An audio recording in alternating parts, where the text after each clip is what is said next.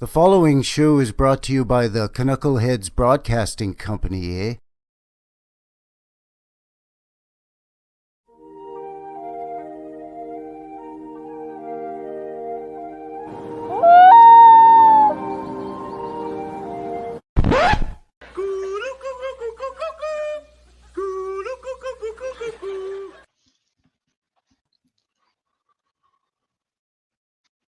All right, and we are live. Welcome, everybody. How's it going, eh?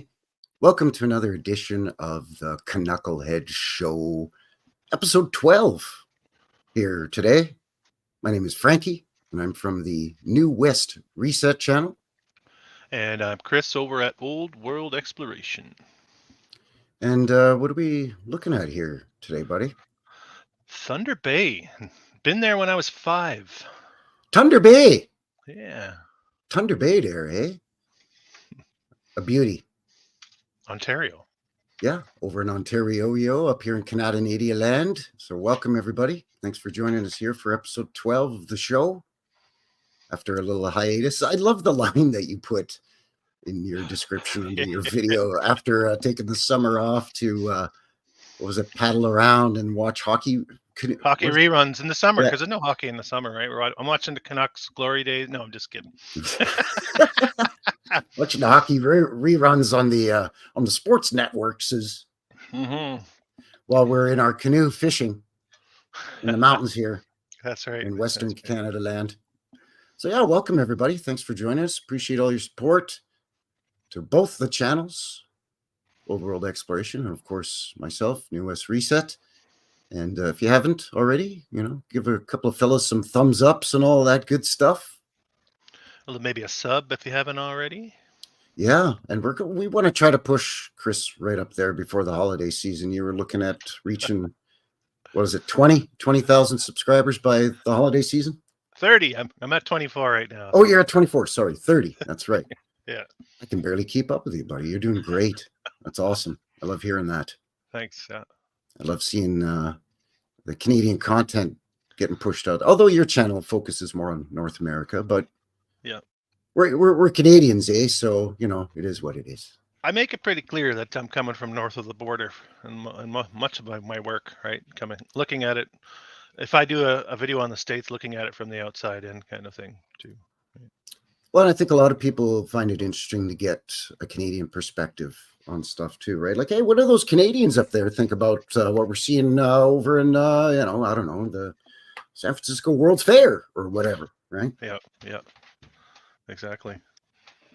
So welcome, everybody. Let's say hello to a couple of folks in the chat here. We've got Crypto World is here. Hello. Kathy Childers here as well. Old World, Michigan. Hello. Good to see you, sir. Howdy. Sunny Kim is here as well. Thanks for joining us. Three Fingers. Always good to see that crazy fella in the box in the chat. Is that a Scotch reference, Three Fingers? Is that how much Scotch you like in your glass? Three Fingers? It could be. I like 5 myself, but hey, that's just me. Wow. Scotty's here, Scott Pike. Well, that good Canadian whiskey, eh? Deanne is here as well. Hello. Genevieve. Kalamazoo, Michigan. Well, hello. Wow. That's close to where we're going to be looking at here today in Thunder Bay. Yeah, I got a nice Kalamazoo file, and maybe I'll do one on Kalamazoo too. Hey, David. Good to see you. David does great work over on his channel.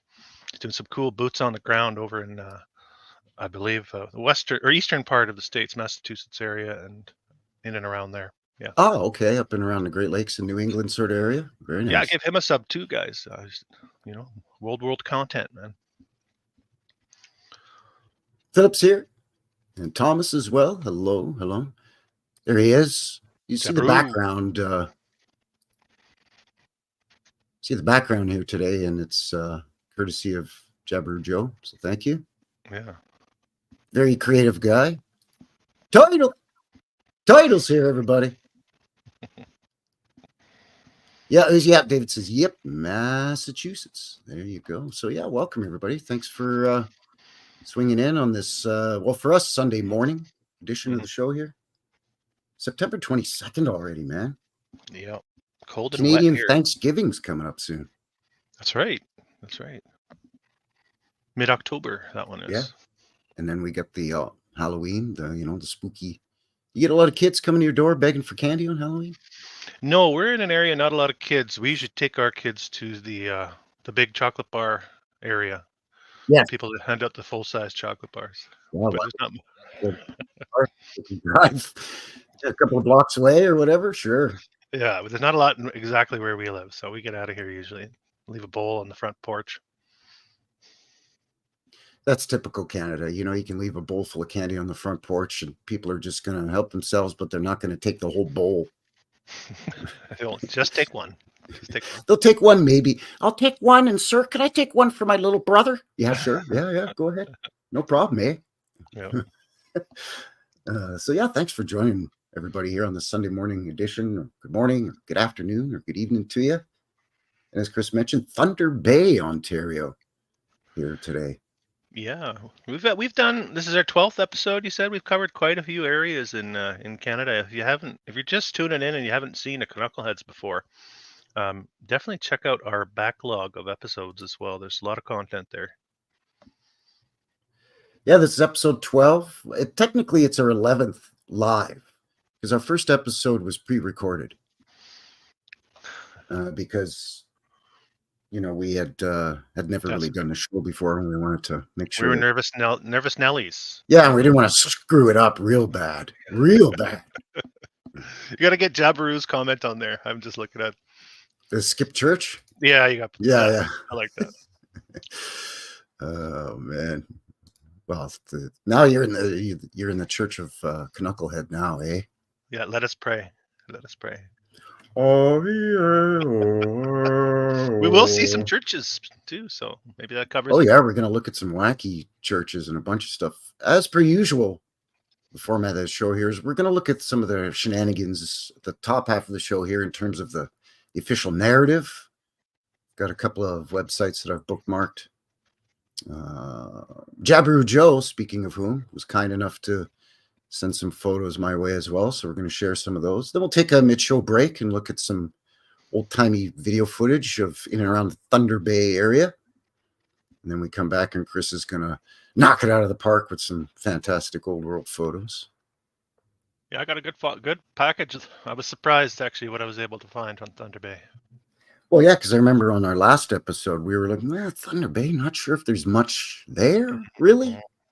But we kind of think that a lot, don't we? Yeah, let's check out Saskatoon. There's not going to be much in Saskatoon, and then it ends up just being a head scratcher. Yeah, it seems to be everywhere. Whiskey Pete saying, I bet you have a good package.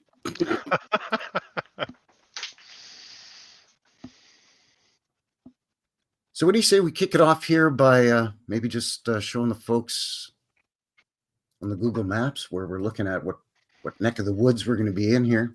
Yeah, good idea. Over in Thunder Bay, there in Ontario. It's a beautiful part of the country out there because it's the Great Lakes region, right? So it's quite lovely. And you mentioned you've been there. I've been there myself, being originally an Easterner. Originally from Montreal, so I have no memory of it, but I remember taking the Canadian Railway bubble car through the Rockies on our way to Thunder Bay when I was 5 years old to go visit my grandfather who lived in Duluth, Minnesota. He picked us up in Thunder Bay and drove us down to Duluth. So you took the train from BC all the way across Canada to Thunder Bay. To Thunder Bay. Man, that would have been that's via rail, I guess. Yeah, right? That's right. Yeah. That would have been a beautiful trip. Yeah, I think it was. Like I said, I was only 5. I think my parents lost one of the kids for a duration of the trip as well on the train. My younger brother, they couldn't find him for a good while, but he was on the train somewhere. They found him eventually. Wow, that must have been scary. I didn't know. I'd never heard that story. Yikes. No. Yeah. Family classic. That's a family classic. Wow. Yeesh. Mary Hall says Thunder Bay. I believe that is very important. Well, the name, we'll get into it. The name is odd. Yeah, let's get that map up as promised. Yeah, let's see what we're looking at here on the goggle machine here. So there we go. There's beautiful Canada land. And Thunder Bay is right here, right on Lake Superior. It's actually a little bit of an inlet Yeah, off interesting. of the lake. And Thunder Bay itself, its origin started on a sort of a peninsula, right? Because, well, we'll get into it again, but, Fort William and Port, this and that. But anyway, here's where we're talking. Thunder Bay right here, right Lake Superior here in Ontario. When I was a kid, I was born in Montreal. When we moved to Alberta, we drove. And we drove through Thunder Bay, which the Trans-Canada basically runs right through here, right? So, so not quite as luxurious a trip as you took on the train, with me and my siblings just being hostages in the back seat of a 70s GM car, driving my dad white knuckling it on the Trans-Canada Highway. Yeah.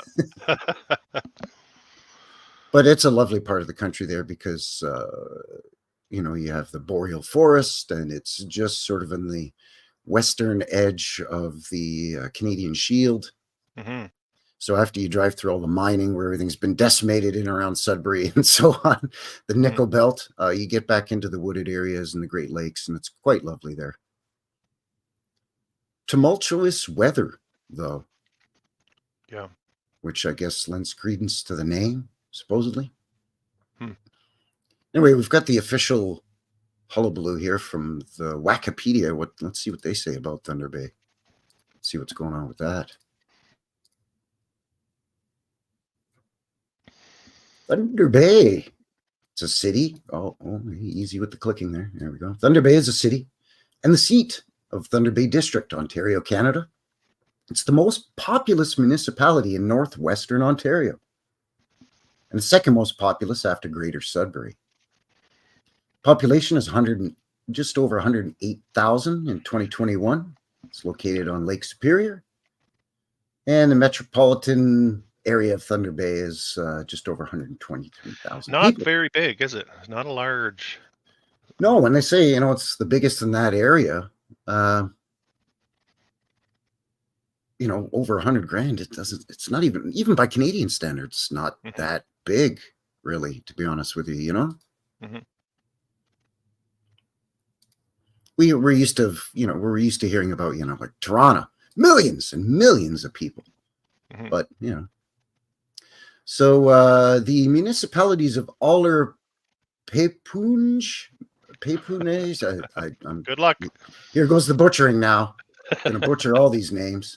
And Nebing, townships of Shunaya, Conmee, O'Connor, Gillies, and Fort William First Nation. There's one of the first wacky things we're going to be seeing here, Fort William.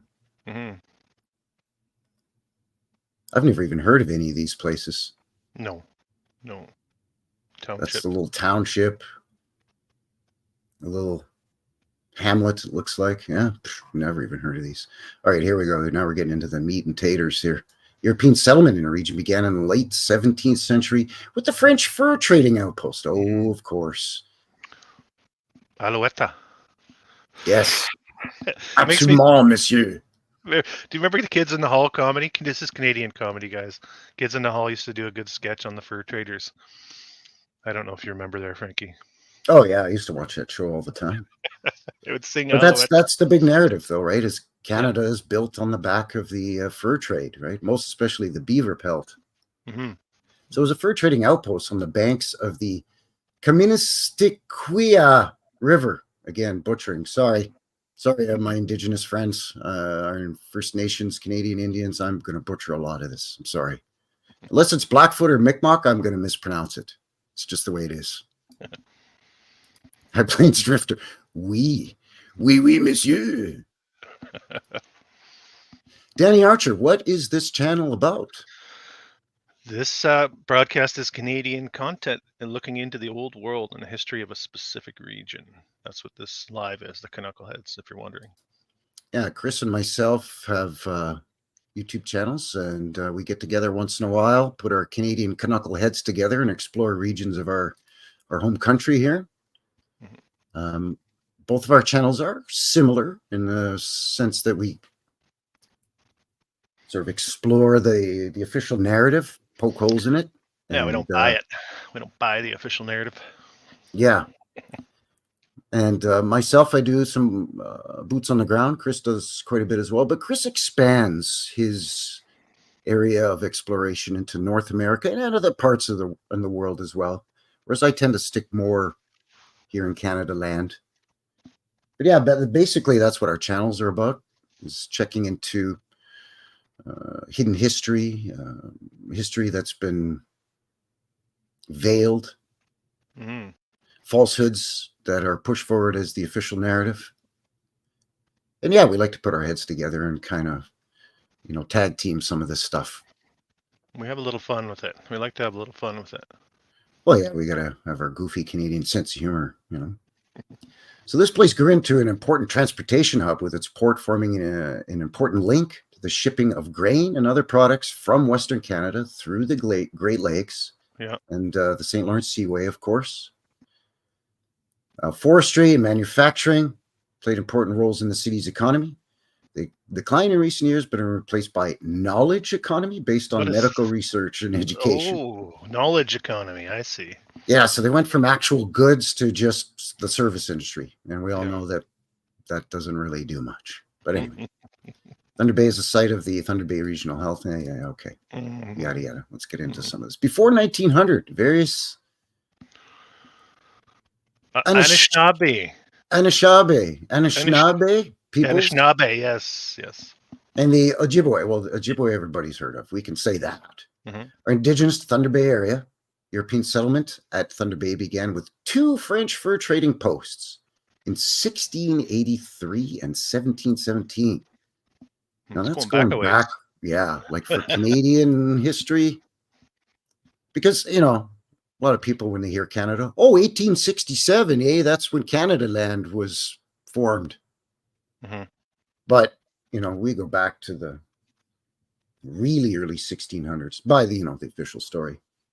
With Cartier and all these other explorers, right? Mackenzie and so on. Yep. And then they were abandoned. They subsequently abandoned them, right? So in 1803, the Montreal-based Northwest Company, that's the Northwest Fur Trading Company, that is, established Fort William. And by the 1850s, the province of Canada, before we became a country, we were still a British colony and British protectorate, began to take an interest in its western extremity. Discovery of copper in the Keweenaw Peninsula of Michigan prompted a natural interest in potential mining locations on the Canadian shores of Lake Superior. And then in 1849, our buddies, the Jesuits, started messing around in the area as well. Appreciate that. And then as early as 1850, they're already pushing out the indigenous peoples and setting aside Indian reservations for them. Not wasting any time and kicking out the original peoples. Great. Par for the course. Yeah. After another settlement developed a few years to the north of Fort William, after construction by Federal Department of Public Works, a road connecting Lake Superior with the Red River Colony. The work was directed by Simon James Dawson, Seaport Arthur, yada. Okay. Then the railroad finally got here. 1883. And then, of course, the official narrative of that is that creates the boom once the railroad comes in, of course, right? Because before that, people just couldn't get from point A to point B, I guess. They're slogging it with their wagons. Yep, exactly. Or the Red River carts, as the case may be, over there in southern Manitoba. Very close by the area we're looking at.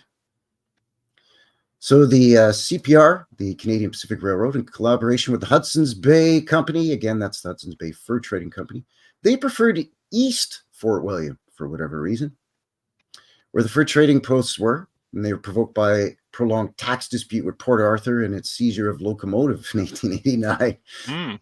Wow. So the CPR relocated all of its employees and facilities to Fort William. And then the collapse of silver mining after 1890 undermined the economy of Port Arthur. So Fort William thrived, and Port Arthur basically was left to rot. But they become Thunder Bay, both of those two. They eventually kind of merged together, yeah.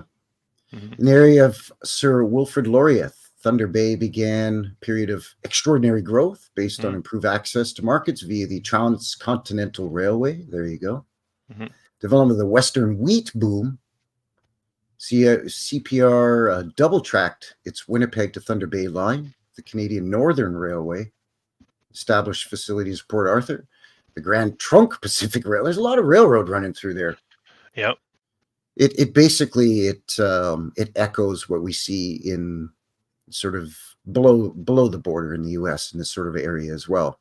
Pennsylvania, New York, Chicago, that whole area, right, with the railroads just crisscrossing all over the place, right? And of course, with this old world lens, we don't really buy the timeline on the railroads, do we? I think they've been around longer. Yeah, and I think the timelines have been monkeyed with and compressed. In some respects compressed, and in other respects huge swaths of time added. And that just helps to add to the confusion as well, right? So the Grand Trunk Pacific Railway began construction of its facilities at Fort William Mission in 1905. Basically, all of these railways kind of amalgamated to the point where after a while, you end up with two railways, CPR and CNR, Canadian Pacific and Canadian National. So here we go. The Thunder Bay was the first city in the world to enact daylight savings time on July 1st, 1908. That's a fun fact. Huh. The first city in the world. Why Thunder Bay? I have no idea. But they did it on Canada Day, Canada Day. That's our 4th of July. It's July 1st. Yeah, why of all places Thunder Bay, I wonder? Why not Ottawa? Or why not anywhere else in the world, right? Like, why not London or Greenwich or Paris or whatever? The City Fathers took a chance. They rolled the dice and hit it big with the daylight savings out there, That's I guess, right. eh? That's right. By 1914, the Twin Cities had modern infrastructure, sewers, potable water supply. Oh, they finally got some drinking water by 1914. God bless them. Good Lord. Street lighting, electric light, etc. So both Fort William and Port Arthur were proponents of municipal ownership. As early as 1892, Port Arthur built Canada's first municipally owned electric street railway. Again, Canada's first. Wow. Quite early on in the Canadian timeline. Yeah. Let's dissect that. I want to dissect that little paragraph a little bit here. Sure. 1914 is when the street lighting and electric lights come in, but the electric streetcars come in 1892, which is almost 25 years previous to 1914. That's right. That's something wrong with that timeline, if you ask me. Yeah, and they had their telephone companies by 1902 as well. That's quite early. I guess they're going to try to tell us that for those first little snippet of the timeline that it was horse-drawn streetcar trolleys. Well, they're saying electric. This is a mistake. Wikipedia, come on, clean it up. Yeah, come on, man. Let's read this again. Both Fort William and Port Arthur were proponents of municipal ownership as early as electric street railway. You're right. So 1892, they have electric street or municipal railway, right? The trams, the trolleys, but they didn't get electric street lighting and that sort of thing until 1914. That's goofy. Or sewers. You think they'd do the sewers when they're doing the streets with the railways? And water. You can't drink our city water yet because you'll get the diphtheria and die, but you can ride a new modern electric streetcar into town and do your shopping, I guess. As long as you don't get thirsty or have to go pee-pee or poo-poo while you're in town. Use the outhouse. Or just a bucket. Yeah. Oh, man. Adby says, I live near a castle in Maine owned by a guy who founded all the telegraph. Oh, of course. So you got your telegraph tycoon. The boom came to an end. Oh, of course, WW1. right? 1913-14, aggravated by the outbreak of the First World War. Wartime economy emerged with the making of munitions and shipbuilding. Yeah, some of the photos Jabber Joe shared that we'll get into here in a bit really show that there was a lot of shipbuilding going on here for some reason. Men from the cities joined the 52nd, 94th, and 141st Battalions of the Canadian Expeditionary Force. Railway employment was hurt when the federal government took over the National Transcontinental Railway and Lake Superior Division from the Grand Trunk in 1915, Canadian Northern in 1918, and they were amalgamated in 1923 to form the National Railway. Didn't we have a big strike here recently in Canada, or threat to strike with these big railways? Yeah, it was, I think, a couple of years ago. No, maybe this even summer. last year. I think it was just like a month ago. You haven't been keeping up on your CBC, Frankie. Have you been watching? What? That's the CANUCKLEHEADS Broadcasting Company, eh? That put out a all points bulletin. I didn't get the memo on that one. They must have taken me off of their mailing list. We'll have to re-release it then. We'll do a re-release. Yeah. The forest products industry played an important role in Thunder Bay economy since the 1870s and the 1880s. Herman Finger, yep, that's his real name apparently, established the Pigeon River Lumber Company. Good name. Great name. Pigeon River. Herman Finger and the Pigeon River Lumber Company in the area. He also built the Gunflint and Lake Superior Railroad. I like that one too. Gunflint. What does that have to do with trains? I don't know, but okay. He discovered the lumber company. Oh, sorry. He dissolved the lumber company and moved his operations to the Pas by 1919. I don't even know where that is. Where's the Pas? It's funny because we had the Pa lumber mill out here in BC, close to where I live. But yeah, I don't know where that is. I'm going to have to look into that name and see what that's all about. Logs and lumber were shipped primarily to the U.S., our favorite neighbors to the south. Wouldn't have it any other way, by the way. Welcome to all our American friends. In 1917, the first pulp and paper mill was established in Port Arthur. It was followed by a mill at Fort William in 1920. Eventually, 4 mills were operated. 2 little towns. They each had 2 mills, I guess, or between the two of them, 4 mills. So they were really jumping into the wood product industry, I guess, fairly early on. I guess just after electric was more widely available. Manufacturing resumed in 1937 when the Canadian Car and Foundry Company plant opened. Now run by Alstom. Oh, they're one of the big steel. Oh, yeah. But by the way, Frankie, the Pa is a town in Manitoba. Oh, is it? Thank you. Ah, yes, there we go. Thanks, Craig. Appreciate it. Yeah, thanks. Kind of embarrassing. We don't know our country as well as we thought we did. Scottish Tart says, I like hearing about history from everywhere. Hi from Wisconsin. Hello, hello. Yeah, hello, howdy. Douglas Weber. Is that Nuremberg? Could be, actually. Could be that there's a couple of cities that are candidates. Candidates for Nuremberg, from what I understand. Yeah. Winnipeg might be in that category. So on January 1st, 1970, the city of Thunder Bay was formed through the merger of Fort William and Port Arthur. Wow, very recently. Wow. So yeah, not that long ago. The geographic townships of Nebing and McIntyre. Its name was a result of a referendum held previously on 23rd of June 1969 to determine the new name of the amalgamated fort and port. Officials debated over the names to be put on the ballot, taking suggestions from residents including Lakehead and the Lakehead. Ooh, we're so creative up here in Canada land with our names, eh? Because the vote split between the two similar names, Thunder Bay prevailed with a narrow plurality. Final tally was Thunder Bay with 16,000, Lakehead with 15,000, and the Lakehead with 8,000.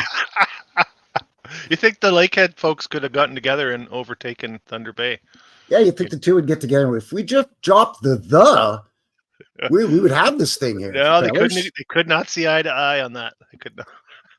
Like the straw that broke the camel's back was the word "the." Otherwise, we'd have a completely different history. Oh man, there was more controversy over the selection of the name for the amalgamated city than over whether to amalgamate. So there was more hullabaloo of the name than whether they should even just get together at all. Yeah. Ridiculous. And then you can see here the rest is, modern history, and they give you the geography and Yeah. all that song and dance. Do we have a population on here? I don't remember. Oh, we Yes. do. Good. Look at I that. love it when they Mhm. love it when they include this, because less and less now they're including these. You know what, By the Frankie? way, Especially Canadian cities. I notice the American cities are easier to get as population demographics, but Canadian cities can be tough sometimes. you got to use that their fancy rollback machine thing and see if you can get to the Wikipedia's earlier versions of the page for whatever city or town, I guess, maybe. Yeah. So 1881, just shy of 2,000 people. And today is mentioned, well, not today, but as of 2021, just shy of 110,000. So 1891 is when they got those streetcars, or 1892. That's about 5,000 people at that time? Yeah, 4,800, 49, let's say 5,000. Sure, you want to include maybe some of the farmers and ranchers that live just outside the town limits, right? Not a lot of people here at the turn of the century. No, you could see the major boom is right here between 01 and 1911. They go from 7,000 to 27,000. And then, these are a little bit more sort of steady growth, but this is a big jump that, 285% basically jump here. And we're going to be seeing a lot of architecture from the turn of the century. So, well, we're going to have to be seeing a lot of stuff that, where they slap the date on the building of 1905, because that's this big boom. The post-railroad, pre-WW1 boom, supposedly. Did they bring in a lot of Germans and Italians to build some of these structures we're going to be seeing? Oh, you got to bring in Hans and Giuseppe from the old world so they can make the bricks and stack them, you see. The columns. Because apparently everybody else from the area is too busy amalgamating railroads and doing mining and logging. So, I don't know. All right. That's wacky. So I've got this. This is, you spoke earlier of the CBC. So this is cbc.ca.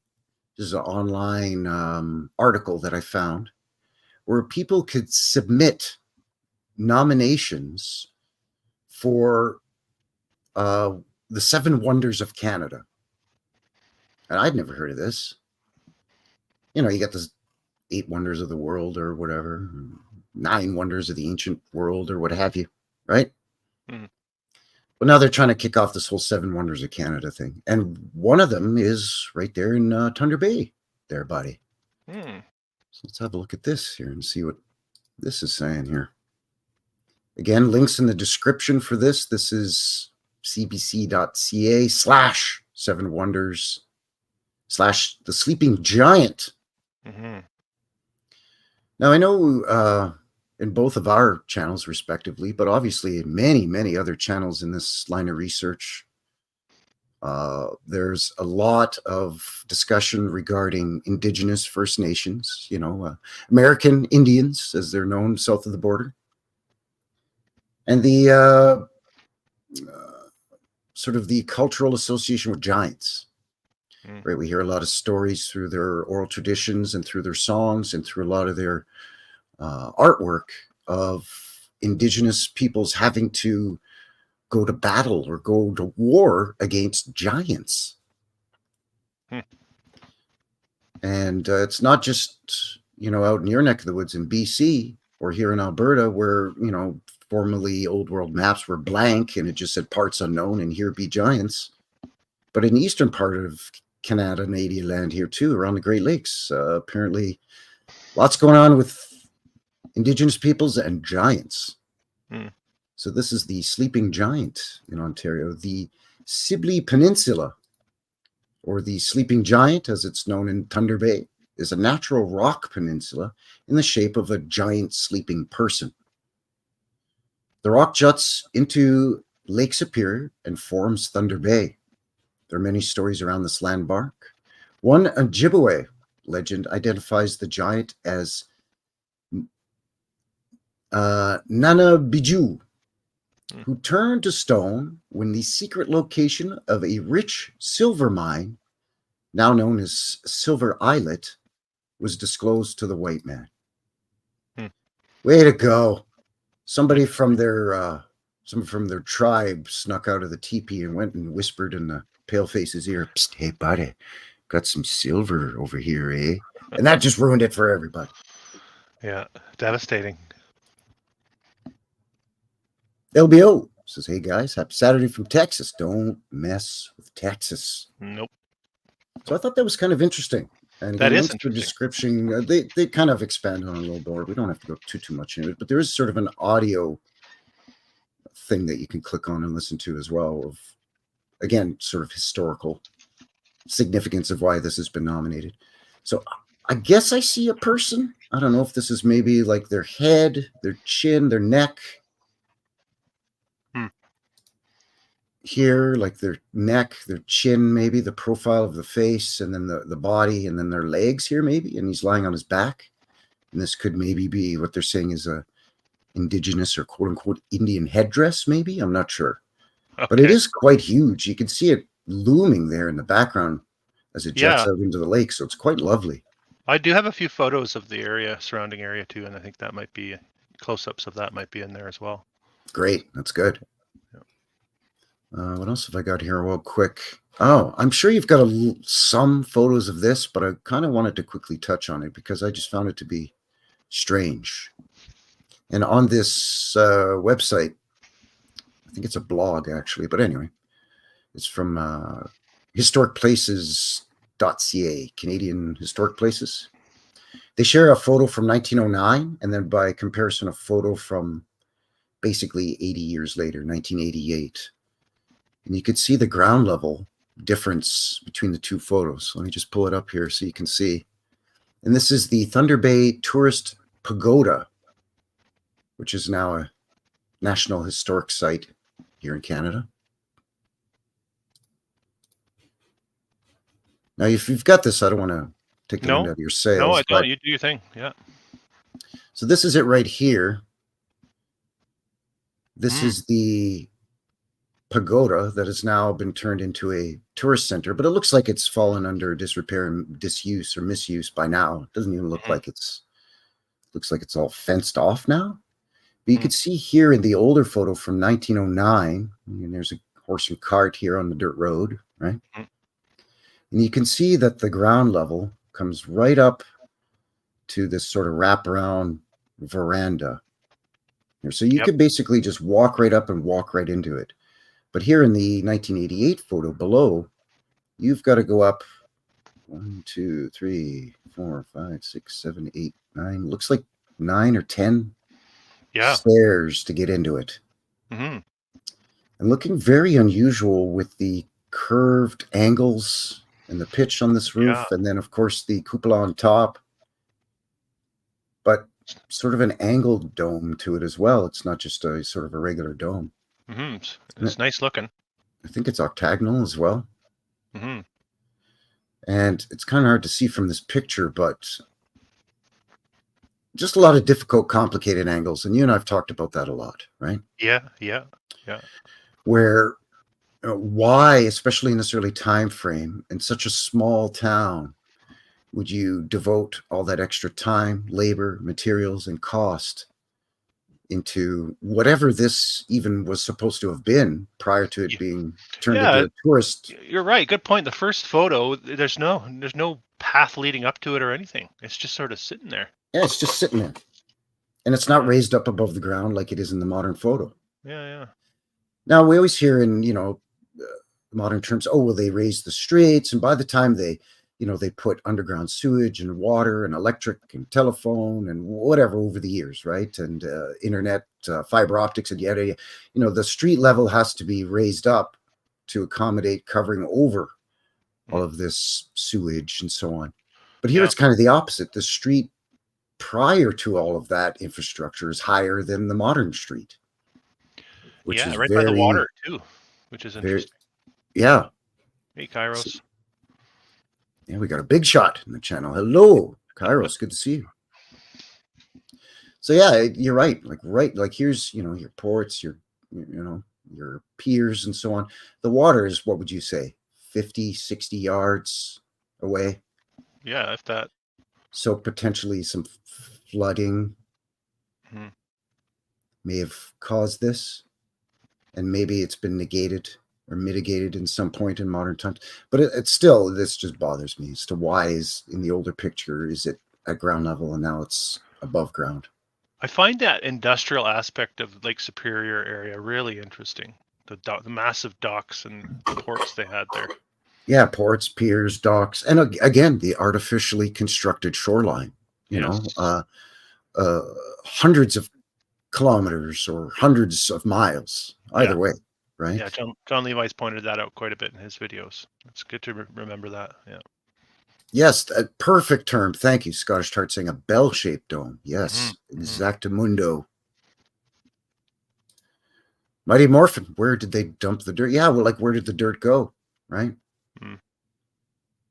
Hard to say. Maybe they scooped it up and they used it to build more sort of land masses jutting out to facilitate more cargo ships. I have no idea, but I just thought that was very interesting. There's something unusual here too in the lower portion of this black and white photo. It looks like, An I don't know outline of what. something.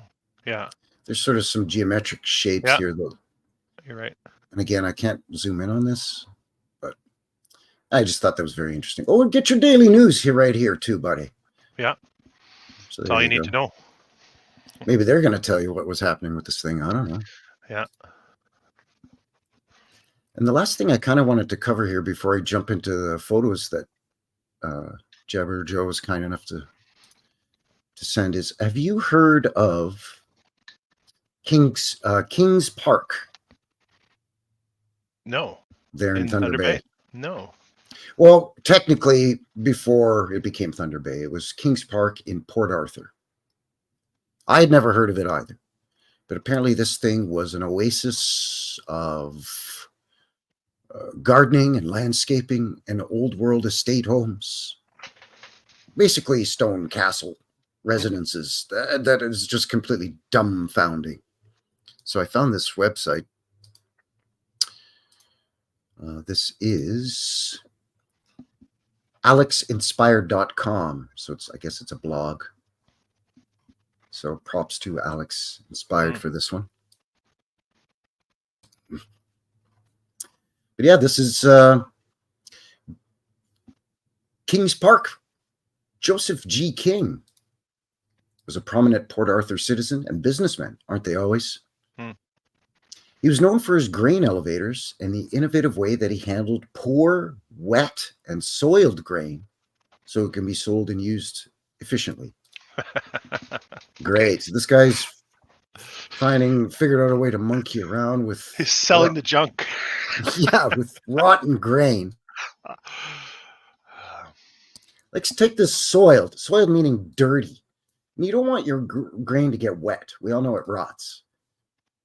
This guy somehow found his way to monkey around with it so he could still sell it and make a profit. Way to go, buddy. His methods included grounding the refuse after it had been cleaned and mixing it with a portion of grain, barley, or a ground barley or other grain. So he's taking the old crud and mixing it with good stuff and then selling it. Kind of a sly devil. Today, King is most well known for his green thumb. Oh, sure. With various documents illustrating his desire and dedication to the beautification of Port Arthur. His nickname, the Planter King, was associated with his desire to plant trees and shrubs on boulevards and beautify the urban land. So this guy just took it upon himself to money out of his own pocket, I guess, to, I'm just going to plant trees and shrubbery to line the boulevards of my town here. I thought for sure that was going to be a reference to the King of England when you said King's Park.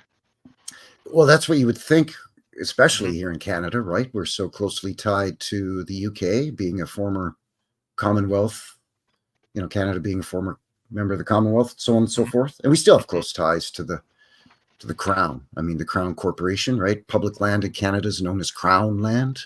Yeah, that's right. So yeah, but no, it's supposedly it's this Joseph King guy. It doesn't have anything to do with any of the royals over in England land. Hmm.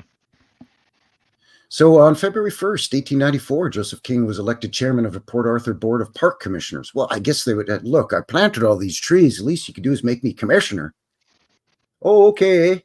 Wow. Alongside him stood W.W. Russell as secretary, and the new chairman. King found the city of Port Arthur had an extensive amount of parkland. In fact, he publicly stated that the expansive parks built and proposed by former Mayor Rutman was too much, therefore these lands would be used otherwise. So in 1899, King procured a large piece of property below the Algoma Street Bridge from the McVicar family, which would soon become King's Garden. His property sprawled the bank of the McVicar Creek. Now we're starting to get into some of the photos. Look at some of this ridiculous stuff here. Yeah, that one in the back left is a castle for sure. Yeah. Wow. Yeah, no kidding, man. With the mansard roof and then all of these extreme angles on the peaks here. Mm-hmm. It's probably green too, right? That's very Canadian, right? Where you have a stone or brick building with that green roof. We see it in the Parliament buildings. We see it in a lot of our Capitol buildings, old world schools and whatnot. Even this sort of peaked arch here on the, this is just, nice. It's just my house. It's fine. Nothing fancy here.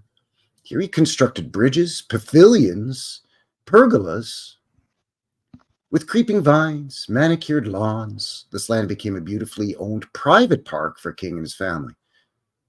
Although the backyard oasis began on private property, it sprawled further, with many walkers venturing onto the ground. So he had problems with trespassers, I guess. Yeah. An area within the property, Lover's Lane, was coined due to the romance, seclusion, and wonderment of the property provided. People are sneaking onto his property and doing the Humpty Hump, I guess. The what? Naughty Canadians. That's how us Canadians like to do it, eh? Outdoors. Yeah, exactly, Carlos. Copper top roofs that end up turning green. A lot of these are photos, and then obviously we're seeing a lot of postcards. They're so beautiful. They made them into postcards, man. Yeah, look at this one here with the red on the left there. That one there. Yes. Again, it looks like a tower in the background there. Yeah. Yeah, this right here. It is a tower. It's ridiculous, man. Yeah, but that's just in this guy's backyard. It's fine. No need to concern yourself with that, Chris. It's fine. The area grew in popularity, becoming a postcard sensation and tourist attraction. There you go. What a bewildering turn of events from a man who only years before cut parks and planning, claiming there's too much future about it. This man suddenly idealized urban beautification through parks and personal example and construction of King's Gardens around his McVicar Creek property. So on one hand, he's saying the city's spending too much and devoting too much to parks and green spaces, but meanwhile, I'm going to do that. He's crazy. Was he utilizing his powers of decision-making to create a park for his own interest, leaving a lasting legacy through picture postcards and citizen memories? Or did he simply have a change of heart? He flip-flopped. He's wishy-washy on the subject, I guess. Perhaps parkland, gardens, and natural beauty won him over in the long run, and he was atoning for his past error. Look at this. Again, not just these estate homes and castle-like structures in the background, but bridges, waterfalls. There's another bridge here. This looks like a pergola or something. Another bell-shaped kind of top to it too, that curve. Yep. Yeah. And then just all of the multi-tiered landscaping, and not to mention the trees, the flowers, the water features. Whatever his reasoning, the sad paradox is this: King's Garden no longer exists. Of course, because we're not allowed to have nice things. The park is a distant memory for a select few, an image captured on a postcard listed on eBay. If King indeed was trying to leave behind a legacy, it didn't work in his favor. Perhaps there was a power struggle or personal vendetta against ex-mayor Rutan, which King held. Thus, he gassed the parklands. Interesting. Maybe King really didn't see the need at that time to procure parkland, and it was an Smells like honest a lack of cover-up. judgment. Yeah, it's Yeah. see, they're just muddying the waters more and more and more and more, right? Whatever reasoning, Port Arthur will continue to hold her secrets. Maybe one day we will learn there can never be too much future in the creation of our history. So there you go. Look at this, man. It's just... I'd be silly. pissed if I was a local resident. I am pissed that I'm not a local resident. Yeah, like why? Well, I mean, you know what they call that, Chris? Progress. That's progress, eh? Very progressive. Yes. Oh, indeed. Indeed. That just reeks of shenanigans. Oh, there looks like, yeah, some interesting stuff, interesting structures in that neck of the woods. Maybe he just got sick and tired of people doing the hibbity-dibbity there amongst the beautiful park-like setting. So they had to shut it down. Look, we got too many people humping here, and it's not good. So we gotta just get rid of this place. But it's beautiful, and look at all the effort and all the castle-like structure. No. We got too many people doing the nasty here. Even from those old photographs too, it looks like it'd been there a while. Yes, well, I mean, you're seeing in those old photos, stone homes, not wooden framed 2-story homes, which would be what you would expect for that time period, right? In the early development of, I guess we'll just call it Thunder Bay, right? Yeah. But, port this or fort that, right? It's a good case in point, though, too, because I dug pretty hard on Thunder Bay, and I didn't find anything related to that park or any of those structures. So it's amazing what goes down the memory hole that you just don't know existed. Yeah, because basically, like that article says, I mean, if you didn't know about it, all you would really find is a few postcards on eBay. Yeah. Again, I'd never heard of Kings Park. And like you said earlier, if I had, I would have assumed it would be Kings Park named after, I don't know, King George or King Edward or, one of the kings that had actually visited Canada, right? Like actually set sail and planted his royal foot on Canadian land soil, right? And it'd be like, oh, the king was here, so we'll name this King Park or whatever. Yeah. But no, it just supposedly was this guy's last name. Interesting. So if you don't mind, I'll quickly run through the file that I've got here of the photos that Jabru Joe sent my way. Do it. Again, we should probably tell people the background you're seeing was put together by Jabru Joe. Jabru Joe's in the chat there. Yeah, that's right. Take our icons away for a second, just to show the full picture. I don't even know how to do that. Is it like this? Nope, that's not working. I don't know. Doesn't work. No worries. Oh, I think it comes up in the slideshow anyway. Okay, perfect. Yeah, I'm pretty sure it does. Yeah.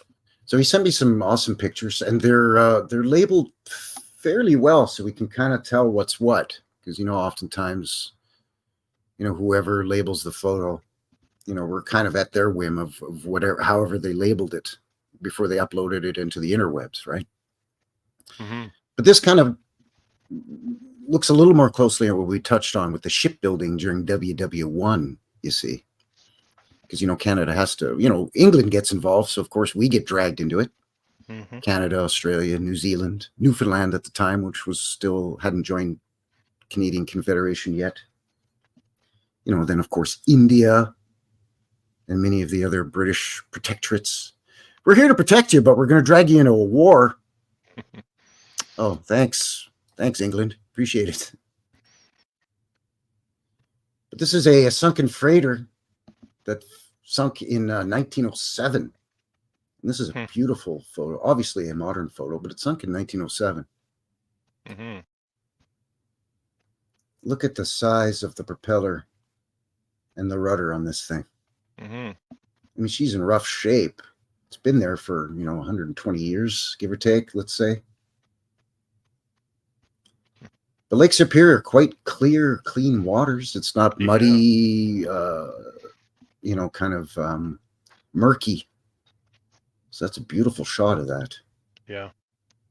I have no idea what any of this stuff is. I'm not really a sailor, eh? Alberta's landlocked. Mhm.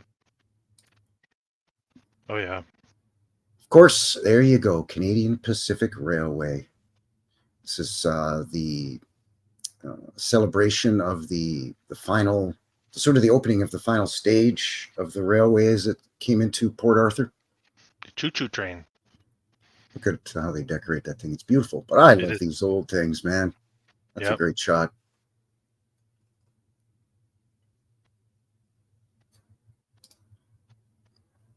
So this is another park I hadn't heard of in Thunder Bay. This is Centennial Park.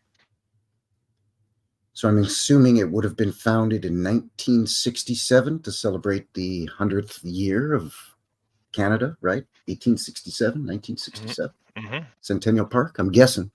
Mm-hmm. But this is it's not a narrow gauge. It's a standard gauge, but miniature railway that runs through Centennial Park, which is where the fort still stands, supposedly. And it's a big sort of public park, interpretive center. You can go and visit. It's a big tourist attraction. I agree, Kairos. Kairos says railroad construction logistics are maddening. Mm-hmm. Especially when they, again, muddy the waters with, oh, this used to be the Grand Trunk Railroad. Then it became the Canadian Northern Railroad. Then it became the Canadian National Railroad. It's like, whoa, man. Slow it down. And he also was kind enough to include just a couple of really significant and stick out like a sore thumb buildings in the area. So this is the Greek Orthodox Church, the Holy Trinity Church. So you can see here, okay, sure. Huge dome and all. What's with this shenanigans down here? Why would you not just... Obviously, the ground is higher behind and in front and to this side. Why wouldn't you just level off the ground and build your church? Wouldn't it be easier?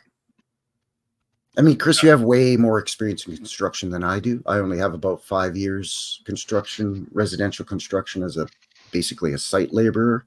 Mm-hmm. Hey, you go over there and do this. Yeah, okay. This but is you a funny have a little structure, bit though. more experience for construction. Would you like? Does this make sense? It just seems there's definitely been some alteration and modification going on with this. It doesn't look like it was originally built in this way. So no, like this especially. Like, let's put this big, huge pediment supported by a couple of columns on this weird below ground level door that they probably just punched in here after the fact or something. Yeah, it's strange. It's odd. I mean, it's a beautiful building. Mm-hmm. And the Greek Orthodox, they go almost as cuckoo as the Russian Orthodox with their domes and everything, right? So, I mean, it's lovely, but it's just odd. Mm-hmm. This is the Jackknife Bridge in Thunder Bay. So, as opposed to a bridge that, either splits in half and each half sort of raises up to allow the ships to go through the canal or through the lock system, or the bridge just completely like raising up the platform, being raised up on being supported by two ends. This one just swings open like a jackknife, like a pocket knife, where you pull the blade out of the handle of your pocket knife. So, this bridge, basically, there's a pivot around this area, and the whole bridge swings on a pivot, which is really unusual. And very strange and quite unique, actually. Yeah, it is. Yeah.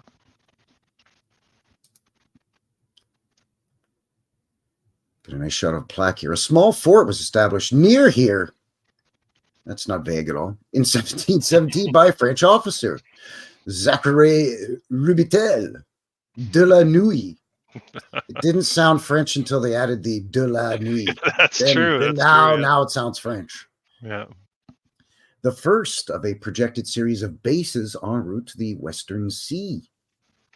It replaced a structure built in 1679 by Daniel Greysolon, Sayer Dulhut, on another branch of the Kaministiquia, excuse me.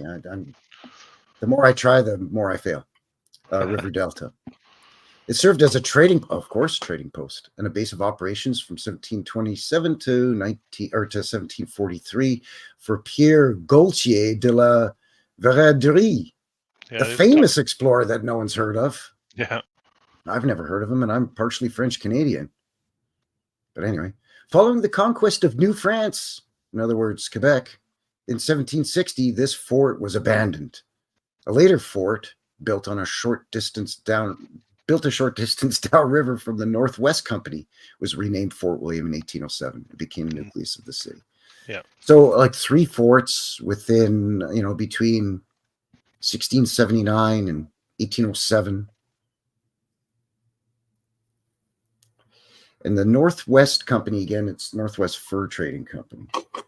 So this area was not really occupied by the Hudson's Bay Fur Trading Company so much, but their biggest competitor was the Northwest Fur Trading Company.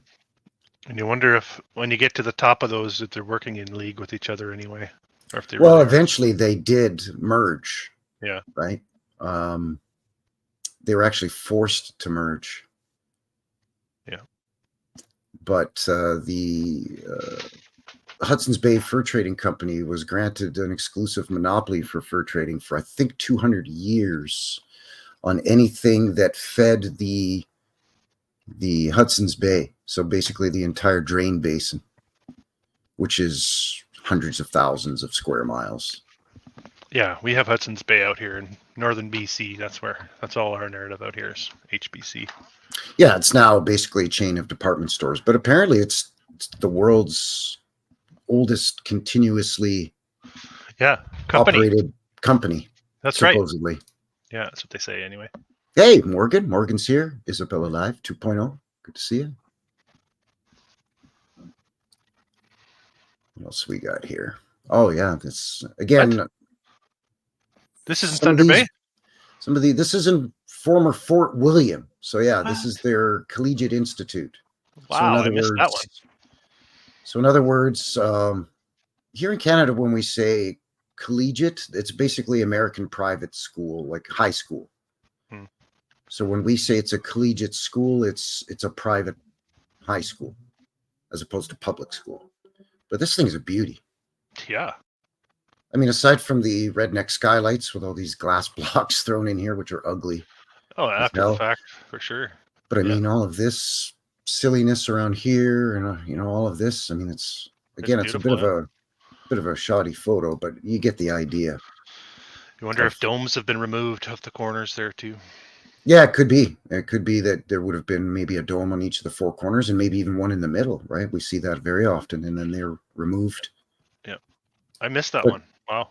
But all this dental molding or dog's tooth along here and, let's stack the brick here to create layers of brick, but we'll do it in an arch just to be an extra pain in the butt, and all of this sort of drapery accenting done with the brick stacking. Yeah. I mean, it's just a lot of extra work. It's again big. For limited population.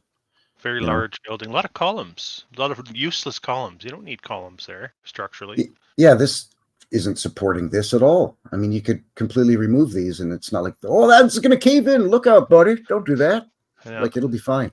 And then, of course, these looked to me like they were much larger, grander, more opulent, beautiful windows. And they just brick in the top portion and then just put in these stupid glass blocks. Same with these were probably with these, same as these. Yeah, absolutely. Yeah, and I suspect that this entranceway was much more elaborate and glorious, and now they just put in a crappy little door and, again, glass block. I don't know. Ridiculous. Good. That's a good one. And then, just a shot of, just your basic train station, eh? This is just how we like to do it here in Canada. Or no, let's just recatch the choo-choo. Nothing to see here. Don't worry about all these dormers and all these angles that have to be integrated into one another. You can't be off by a millimeter, otherwise it throws the whole thing out of whack. Oh, it's fine. Yeah. Not to mention this beauty in the background, whatever the hell that is. And the things on the corners too, like the on the corners of the towers. 1, 2, those. These here? Yeah, that's classic old world. That stuff. Yeah, it's like a castle, right? It's like a rounded, like a turret. It's not And then easy it's to got do the little that. Frivolous. Absolutely frivolous. No, what you got to do is you got to have your archers up there to shoot arrows down to protect the train from train robbers, I guess. You Mhm. hire some local quote unquote Indians and you put them up there with their bows and arrows. And if Mhm. any cowboys try to rob the train of its gold, they can rain down arrows on them, I guess. I don't know. Yeah, interesting. Interesting. It's science spelled psyop, Mhm. science from Realm Dweller. Yes, very clever, sir. Very clever. I hope there is, Esther. Esther says, I wonder if there's a special judgment for the history liars. Oh yeah, I'm sure there is. Don't you worry about this, eh? It's just another train station. You just come in here, get your ticket, and wait here on the platform for your train. What about the Don't tower? worry. No, this is nothing. That's fine. This is Yeah. just run-of-the-mill train station here in Canada. This is how we do it with the long, cold winters, especially right on Lake Superior, where you're going to have massive amounts of snow and that heavy, wet snow with all the humidity and moisture in the air and the winds blowing off the lakes. But, a couple of fellas can bang this out, no problem. A couple of railroad guys just build this.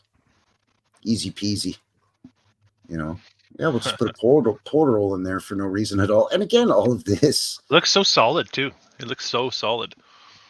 Oh, yeah. Well, it is. I mean, Yeah. it's old world. It's survived Yeah. who knows what, right? Now we get into the shipbuilding for the WW1 war effort. This is the Canadian Car and Foundry Company. So they made cars and they made warships, apparently. So they like to diversify their manufacturing portfolio. Mm. Not sure how you change up your, I guess at this point it would already be an assembly line in your factory. I don't know how you switch out the machinery to go from making Ford Model Ts to these big ironclad war vessels, but okay, sure. Hey, got to do what you got to do. I'm guessing these are diesel powered. These smokestacks would be diesel exhaust, I guess. Mm. Early Look at the diesel. giant rivets on this thing. Yeah. This guy's still putting some in, apparently. Yeah. But this was something I was also not aware of. Why? I mean, first of all, you got to build this. So let's say, I don't know. I'm just throwing this out here. I'm not a shipbuilder. Let's say it takes 6 months to build this thing. From the time where they first start building it to, I don't know, they whack the bow with a bottle of champagne and send it out to sea. Then it's got to make its way over to Europe for the war effort. Like, how long is that taking? And why do it way over here? Why not do it in Ireland? Mm-hmm. We know they built ships in Ireland because of the old Titanic and whatnot. Yeah. It just seems like a giant waste of time. It's another shot. I guess they're loading coal to bring across the pond.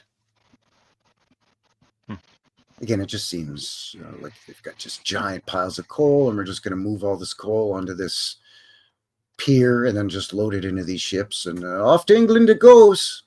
Yeah. Okay. All resources collected for the war effort, right? So this is the namesake of Fort William, now Thunder Bay. And this is the fort itself. Wooden fort. That's the narrative, right? Historical narrative. Yep, the old wooden fort. The fur traders, they not only were they good fur trappers and traders, but they're excellent at building forts, apparently. Mm-hmm. Out of wood. All out of wood until the bricks and... Well, if you go back and look at dates earlier than these forts that we're told were built in the 1800s, if you go back further to where we should be more primitive, then you're finding star forts made out of stone. Yeah. So I don't understand either. And Canada has a silly amount of star forts, if you're not aware, like absolutely silly. Mm-hmm. Lucas asking, what was their idea? Being the coal being moved around. Well, they got to ship it off to Europe for the war effort, right? because when you're bombing Dresden, you need more coal, I guess. I don't know. Just taking all resources and pooling it all into one purpose, right? That's right, exactly.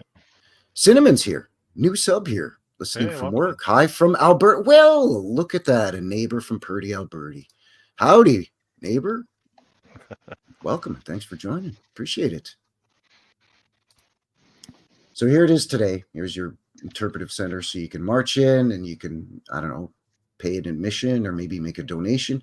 And it's like basically an interpretive center and museum, to help keep, driving home the narrative of, the fur traders, they had to build this fort. What were they protecting against? Indians? Wild Indians. Really? Weren't they trading with the Indians? Oh, they were trading with some Indians, but they were warring with other Indians. Oh, okay. And also they were fighting each other, right? One fur trading company versus the other. So I guess you had to build big walls and big fortified locations to protect your beaver pelts from the other company that's trying to get beaver pelts. I don't know. If it's the official narrative, I don't trust it. That's where I'm at. Here's a nice sketch of Fort William. This is coming from the museum in Thunder Bay, so it's legit. Yeah. But again, built right on the lake, supposedly. You can see here. Or is it right on the creek? Sorry, the creek. Yeah. Or the river. Yeah, the mispronounceable river that starts with a K. Here's a shot from 1890.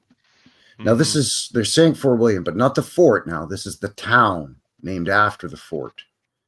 And you've got some weird, like this I can see. Okay, you got a wood frame, 1 or 2 story construction going on here. They're putting on the roof for the roof. Sure, I get it. But what the heck's this?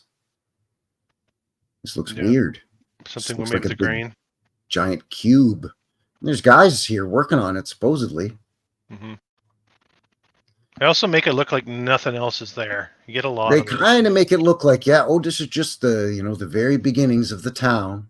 But meanwhile, here in the background, you've got these massive, this is 1, 2, 3 floors with a lower floor. Something huge way back here. A bunch of, it gets blurry, and it's an old glass plate negative made into a postcard, but back here too.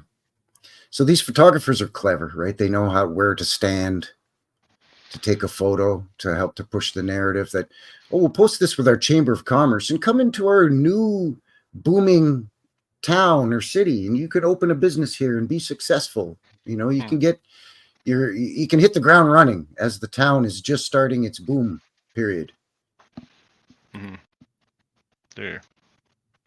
So again, this I would expect to see. This, maybe even this, this, sure. But then you got this. Hello. Interesting shape too, built with the road. You have the elevated sidewalks there, so there's a bit of a mudding effect going on here. Right, very muddy. There's something strange because here you've got, it's a small step up onto the sidewalk. But here it's so high up that it's being supported here somehow underneath. And here. Like, how high is this off the ground? Yeah, a couple feet for sure. It looks like 2.5 feet. Yeah. So what is going on? Is that just like, I see like a culvert here? So is this just an open sewage ditch? I don't know. Oh, yeah, because they didn't have sewers yet, right? Well, that's right, because it's 1892, you see. Well, that's the same year they're apparently putting in the streetcars over in Port Arthur. Yeah, right. So what's going on here? Where's the streetcars? Even this is a little suspicious to me.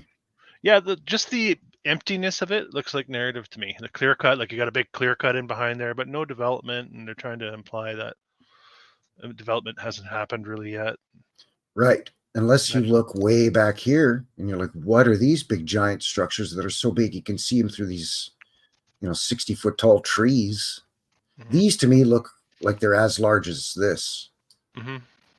By the way, I just noticed you got some ether fencing going on here and all kinds of little tech or doodads on here. And again, like, okay, let's just for the benefit of the doubt say, okay, this is Fort William. This is their town. You got like a handful of people on the streets. So let's say, you got, let's say a couple hundred people. So are those couple hundred people the ones that built this? Like, it doesn't seem to me like this handful of folks that are just starting to kick things off here could build this. Yeah. And have it finished while they're still, I mean, there's all kinds of construction material here. Something's going to be going on this corner lot. And it certainly doesn't look like a place that's going to need streetcars anytime soon. But Just it's the looks same very here. weird, right? Yeah. This back here too has a mansard roof. I'm just noticing with one, two, nice. 3 dormers. Yeah. So yeah, just very unusual. Oh, that's that same construction photo. Sorry. This guy looks real impressed that he's got to sit with the Queen. That's how impressed I would be too. As the royals visit Fort William, Port Arthur / Thunder Bay. Like, this guy looks like he's going along with it. Yeah, I'm happy. Sure, this is great. But this guy just has this look. He's just like, when do I get out of here? When can I get away from this broad? And there we go. Old World Adventures with the CANUCKLEHEADS north of Thunder Bay. A man, a woman, an ice fishing shack, and the beaver who risked it all to save their lives. North to Thunder Bay. Thanks for doing that, Jabberoo. Oh, yeah, he's very creative. And it's still cheap. It's still only 30 cents to get your CANUCKLEHEADS magazine. Issue 7 already. So moving right along with the CANUCKLEHEADS magazine.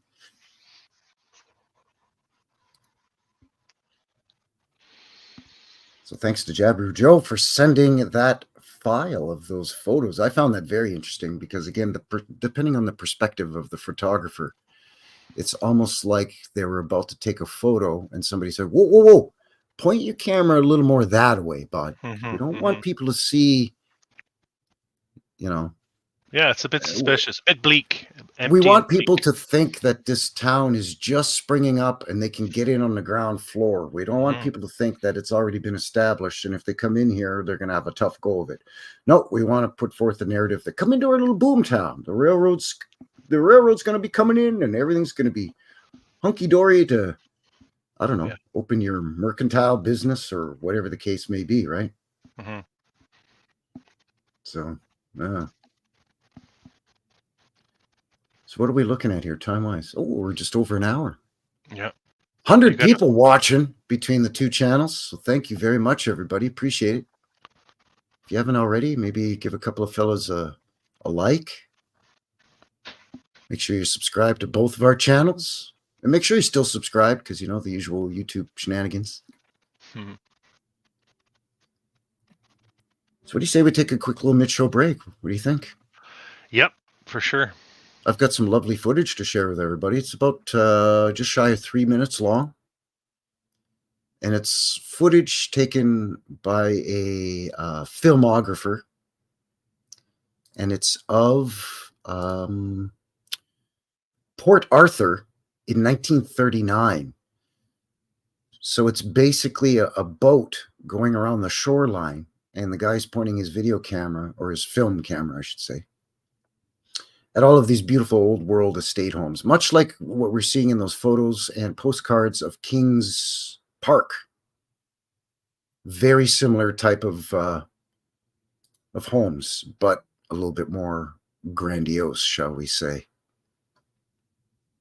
Heidi's here. Just got here. Well, welcome. Thanks for shooting. That's another good point too, Joe saying also the height from where the photo, like what was that photographer standing on in those photos?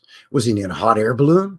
Was there some 5, 6, 7-story building that they didn't want to get into frame, so he was on the roof of that place? Yeah, like that's the other thing. Good point, Joe. Just doesn't make any sense. Anyway, we're going to take a quick break here. This video, as mentioned, is just over 2.5 minutes long, and it's quite lovely. And then when we come back, Chris is going to dive in with his fantastical file of photographs. So, yeah, stick around. Be right back in about 2.5. Thanks, everyone.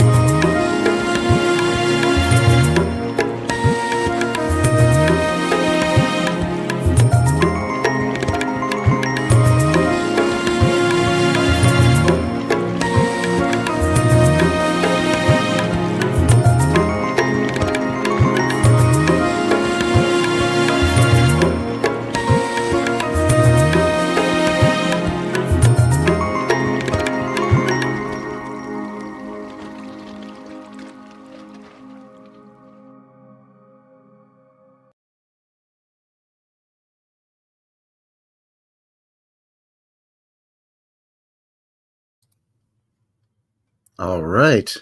And we are back. Welcome back, everybody. Once again, thank you very much for joining us here today. Myself, Frankie, New West Reset. Chris over here at Old World Exploration. Nice music on that one, Frankie. Yeah, I thought it was very appropriate because you could hear the sloshings and splashings of the water. And those places were just ridiculous, right?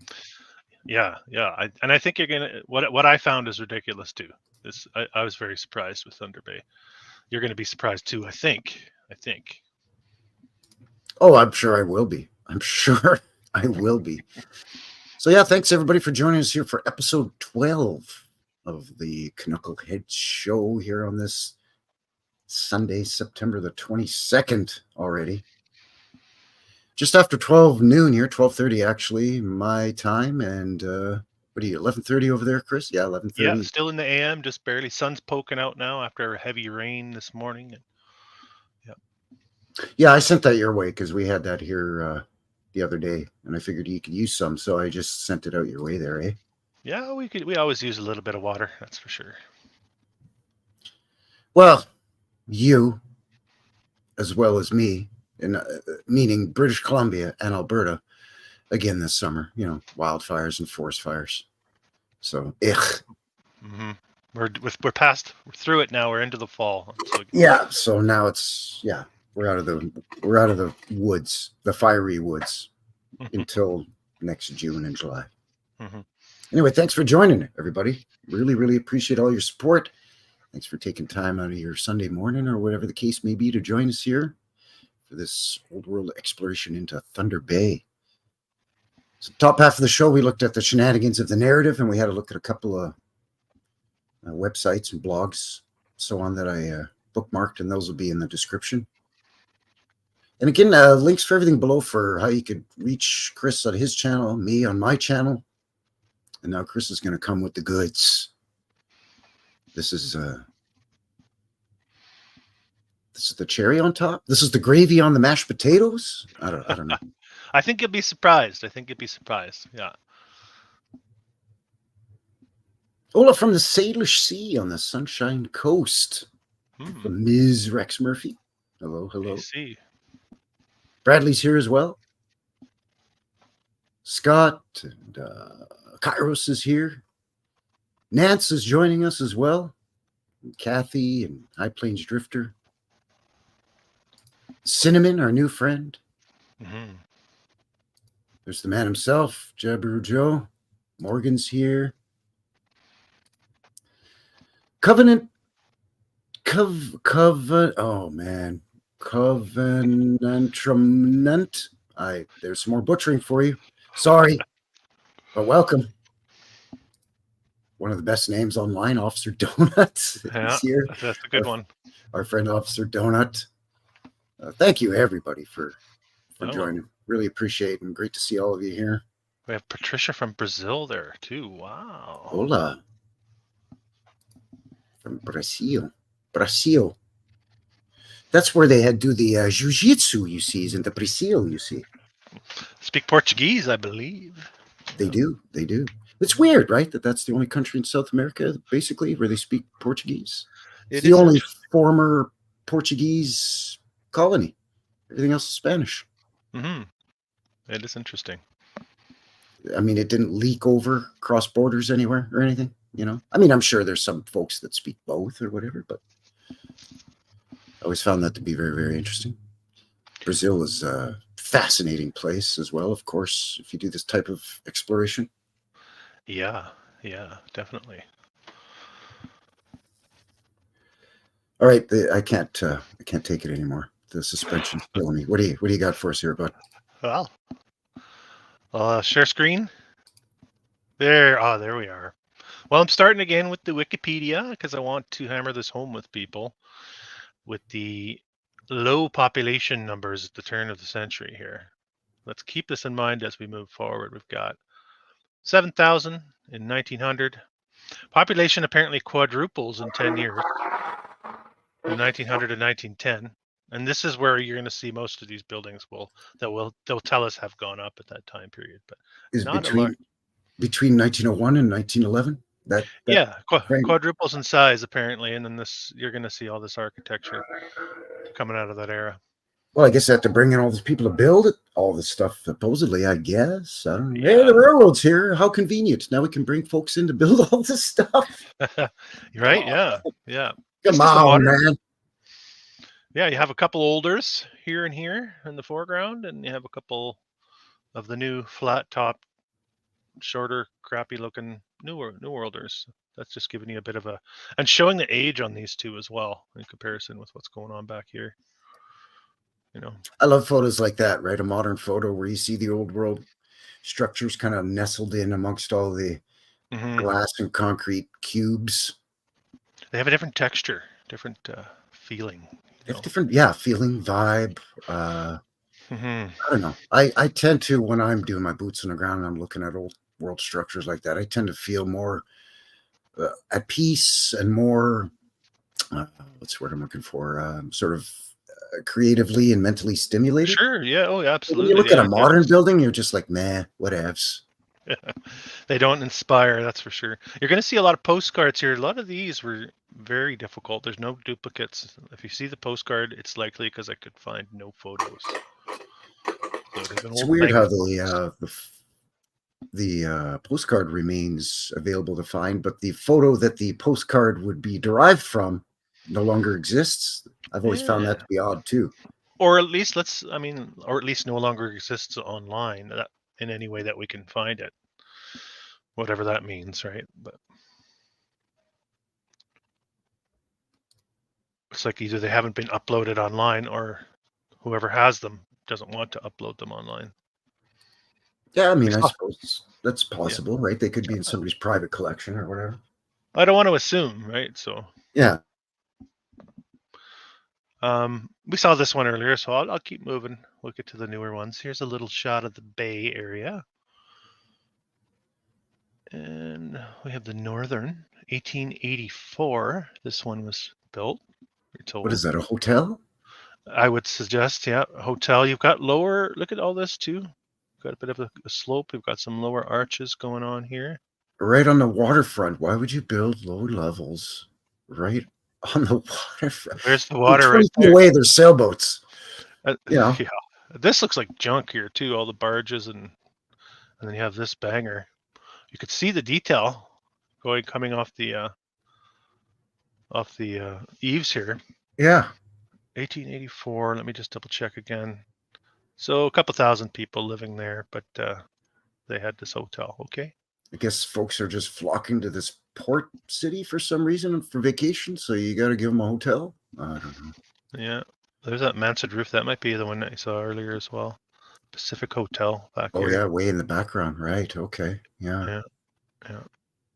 You're getting a mesh of what we would probably consider New World development and what's likely to be left over in my eyes. Here's the old town hall.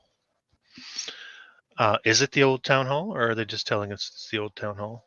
Who knows? You sure about that? Yeah. I won't read it out as we'll keep moving because it's a decent sized file. There's that same hotel again. Let's look a little closer at what's going on down here. These shadowy figures in the foreground are very familiar if you've done any old world research. The inheritors, possibly. The guys with hats. Oh, look, ye olde ladder lean. Shout out to Douglas, UAP channel. Because you know it's legit if they lean a ladder up against the building. Then you know, okay, everything's legitimate in this photo. The old ladder lean. Is that brick? That's got to be a bricker. Oh yeah, that looks brick to me. Yeah. I would say so. That's an extreme slope from the back of that building to the front. Like it reveals an entire new lower floor on the front sort of street side of that building compared to the back end. Exactly. What a pain to build that way. And we don't see it here, but we know that the waterfront is right here. Yeah. Just out of sight because we just saw the other view. And there's your streetcar rail line, right? Going down the street there too. Okay, moving on. This, they call it the Mariachi Hotel, looking like it's well past its prime. And this coming from 1930, this photograph. So how old is that structure if it's this 1930? Yeah, because it already looks aged. You know what I mean? It's big. It's big, and it's not a huge place at this early time period. Not a lot of people there. Why do you need all these hotels? Yeah, this is what, the third hotel we've looked at in 4 photos that you've presented so far. Yeah, they're just flocking to this area, dude. Come on, you know this is a vacationer's paradise. You know why they're coming? I just figured it out. You know why they're coming into town and having to build all these hotels for all the guests, so that young lovers can go make out in Kings Park. That's on the postcards, eh? Also, stay at our hotel and do the hokey pokey in the park. If you think of this as, let's just say it's 30 years old in this picture, just generous. Then it would have been built in 1900 when there were 7,000 people living there, and they were putting basements. Apparently, they were digging. So something's not right. That again, that's not easy. This part of the country, because as mentioned at the top of the show, this is sort of in the western fringes of the Canadian Shield, what's known as the Canadian Shield, which is rock that you gotta like blast and dynamite through, and then it's just peppered with copper, silver, nickel, and gold mines. So it's not easy to dig down too far in this area, because sooner or later you're going to hit massive amounts of rock sort of base underneath, right?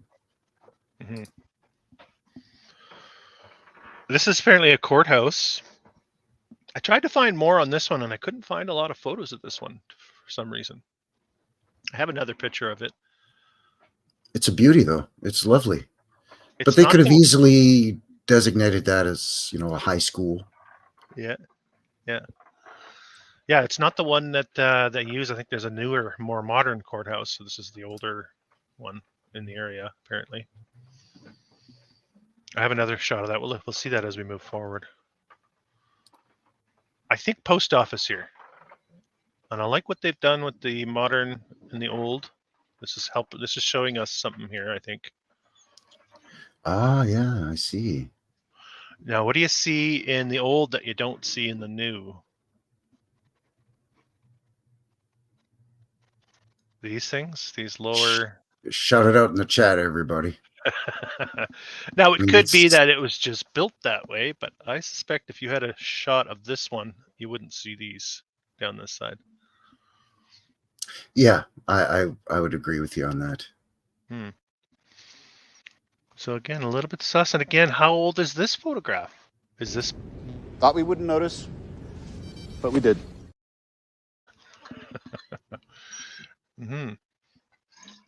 Remember, again, all of this happening at a time when there's about 10,000 people-ish, depending, give or take. I don't know. Yeah, this is just before WW1, and it's right in that meat of the bell curve where the population exploded, right? It went from 7,000 to 27,000 or whatever. Crazy stuff, man. Yeah, here we have a fire going on. I don't have details on the building itself. Grocery? Does that say groceries? Not sure. An early action shot of destroying the old buildings, as far as I'm concerned. Well, you don't say. Some kind of big old great fire that raged through and destroyed old world buildings, eh? That's unusual. Had to knock them not at down. all. See, it's all par for the course. We've seen this all before. Yeah. Somebody in the chat's asking, I'm guessing this is Thunder Bay, Ontario. That's correct. I just want to clarify that. Yes, that's right, Dolly. Thank you. Yes. Apparently Thunder Bay, there's Ontario. a Michigan. There's a Thunder Bay, Michigan, apparently. I saw that in the chat earlier as well. Well, why wouldn't there be? There's a Sault Ste. Marie, Ontario, and a Sault Ste. Marie, is it Michigan or Illinois? I can't remember. But either way, yeah, of course. Why wouldn't you have a Thunder Bay, Michigan, and a Thunder Bay, Ontario? That's not confusing at all when you're trying to do research and look into the shenanigans of the official stories. Not to mention the fact that, Thunder Bay had two previous names, and then they smush, the fort and the port together and rename it Thunder Bay. Just give me a sec here. I got to reload this file because I have a different order. If you will bear with me, folks. There's a couple of stories. I'd be asking in the chat, why is it called Thunder Bay? There's a couple of stories. One, because of the unpredictable and severe swings in the weather patterns that actually get a lot of thunderstorms in the area. But also Indigenous First Nations, quote unquote, Canadian Indian tales and stories of thunderbirds being spotted in the area. Interesting. Why it wouldn't be named Thunderbird Bay then, I don't know. But anyways, that's a couple of the stories that I've heard. Interesting. This one looks like it's all alone out there, doesn't it? I wonder if that was also one of the buildings that we saw in one of the photos that I shared that Jabberoo Joe had sent. You know what's funny? Just kind of way out there by itself, right? Yeah, in those photos, it's hard to tell that they're brick buildings. They kind of make them look like they're board and batten or whatever, but these are brickers.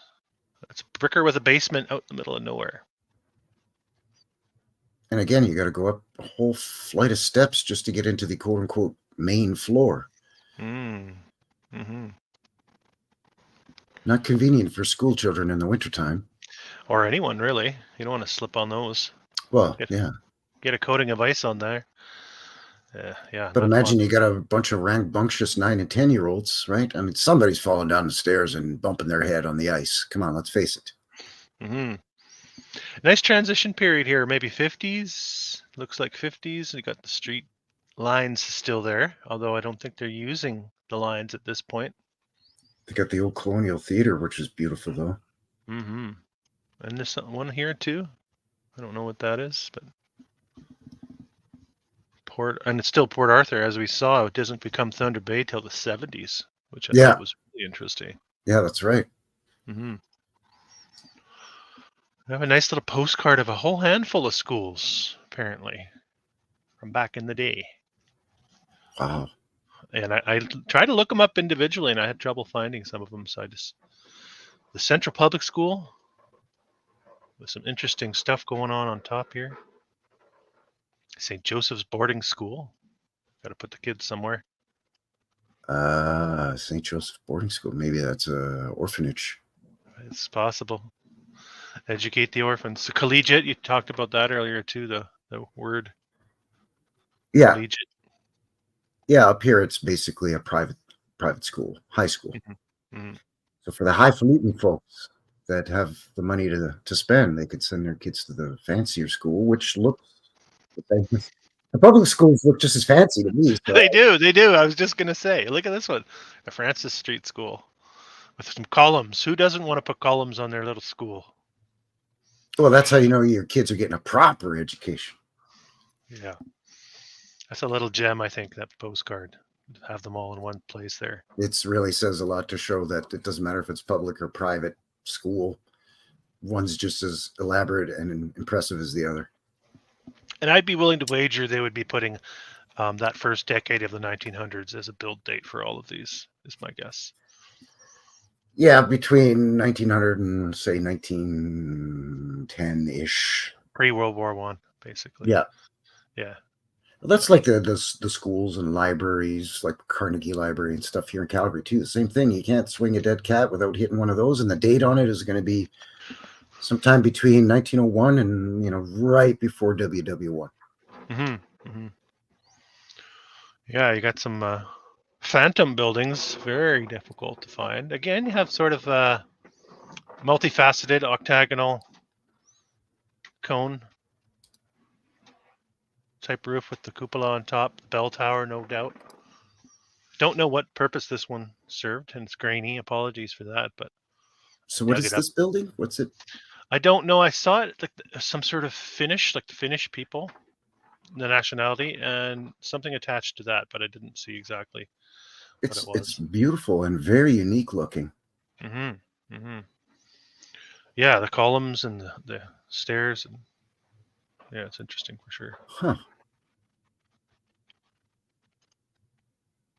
The old Union Station, Fort William. Oh yeah, just your run-of-the-mill train terminus, like the main railroad station. Mm-hmm. Looking very sort of heavy. You know what I mean? Like big and stout and heavy. Blocky. Yeah, a big construction project it would have been, right? All of these, really. Like even though they would probably tell us this went up in about a year or so, I mean that looks like it's not towering, but it looks like a big build. It's beefy, and there's some lower stuff going on there too. Another big blocky brick one here, Prince Arthur Hotel, no doubt attached to the whole railway narrative, with a nice yard, and you can see how terraced this is. You're going down one set of stairs and another set of stairs as you make your way out. And then the beautiful landscaped garden area and everything, and I guess you would sit out there and have tea and all that good stuff. Sure, as Canadians, we got to have our tea. Yeah. What does that look like? 1924? That's hard to say. It's a bit grainy. It's kind of what it looks like to me. Yeah. Looks like 24. Yeah. All right, we have a post office. Not the only post office. The old Fort William post office. That doesn't even look like a post office. You know what I Yes, mean? it does. It's a post office. What are you talking about? Well, that's what they're telling me. So I guess I must be nuts. No, that looks like a post office. Yeah, that looks a bit too much to be a post office. Unless all the people that worked there lived upstairs. Maybe that's what the idea was. It's almost like when they redesignated it, they messed up. It's a post office. Whoops! No, that wasn't supposed to be the post office. It's too late now. We already said it was the post office. Yeah, right. It's like but it doesn't make sense. It's just mail, sir. You know what it looks like? It looks like an Oddfellows Hall to me. Yeah, it could definitely. And I didn't find any secret society structures specifically in Thunder Bay. So interesting that you say that. Oh, I'm sure there were, though. I'm sure there was. All of them. All of the usual suspects. Imagine to tuck them. They managed to tuck it into the annals of history that we can't find anymore. This is a weird one. Kind of the Art Deco styling going on here. I was just going to say, look at the top of that place. It's very impressive. Some kind of motel. I don't know if it still stands. Maybe there's locals out there that can set me straight on this one. Some sort of hotel. Sorry, no hotel. I'm not sure. Maybe it is the Fort William Hotel. I don't know. Couldn't find any other evidence of that. I kind of looked around to see if there was nice upper balconies too. Right? Yeah, those little bijou balconies, very sort of You see that a lot in Paris, Mm. right? And not only hotels, but private residences where it's like a big, let's say, townhouse block. Mhm. You have a multi-storied old world residential building, and they, everybody would get a little balcony like that. Yep, just And that's enough. not easy, again, and not Just easy to do no. I was in these gonna early time frames. It adds to the cost, it adds to the It's build structural time. too. You have to factor that into the structure of the floor. Yeah. Yeah. Yeah, you can't just whack it on as an afterthought. And if you do, then you would be able to tell that Yeah. it's not as doesn't look like it's integrated into the building as nicely. And eventually it'll sag and fall off if it's not a part of the structure. We saw. What the hell is even that? Look at this place. This is strange, isn't it? We saw this in that first picture, the modern day comparison of the old and the new. This part's really weird. Looks size doesn't look right, does it? No, it looks like they shrunk it. It looks like there used to be, the steeple on the top, and then they knocked it off, and then somebody drew one in, but they drew it in too skinny. Well, no, because it is there, right? We did see this one in the. It is there, yes, but in this particular photo, it just looks really weird. Yeah, because you're right; it's not taking up the entire top of the tower. The stone portion. We've got a main floor here too, and then a lower floor down there. So we've seen that before in this presentation. Oh, cool. Channel name is saying the spire is not on the square tower. Oh. Okay. Okay, good to know. This one's a ghost as well. This is the Mansley Court, I believe. Mansley Court. I tried to look it up. Found nothing. This thing doesn't exist except for in a postcard form on cardcow.com. And look at those big arched entrances down in that lower level. Exactly. That's what caught for? my eye. Yeah. And why? Why would there be no other visual evidence of this available online? It's a big structure. Long gone. You have the cement or stone railing in the foreground here too. All the old world features that we've seen.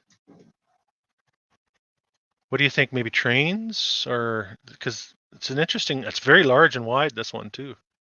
Yeah, could be train. Like a train entrance or a streetcar, like the electric streetcar train, I don't know. But it does look quite substantial in size. It has a postmark too. I don't know if we can get a year off of that, but it's too hard to tell. Early though. Early. Why build on a hill? Good point. Yeah. All right, we get a little streetcar action. You're going to see some more of this as we move forward in this presentation. This one looks a little tilted, doesn't it? The streetcar looks like it's going to tip over. Took the corner a little too fast. It took the corner on two wheels. Bunch of maniac drivers up here in Canada, eh? Yeah, or something's being tampered with here with the photograph itself, we've seen that before too. And what's going on? Some kind of parade or something, or? Yeah, I don't know. Looks like the guys in front of the streetcar. Looks like there's some guys playing horns there. Yeah, you're right. It's like there's a parade of some kind. Turn of the century for sure, I think. Definitely some kind of light fixture there too. Yeah, arc light or gas light there. Yeah. Yeah, and we've seen these a lot too coming up over the streets. Yeah. Good eye there. Cool channel name.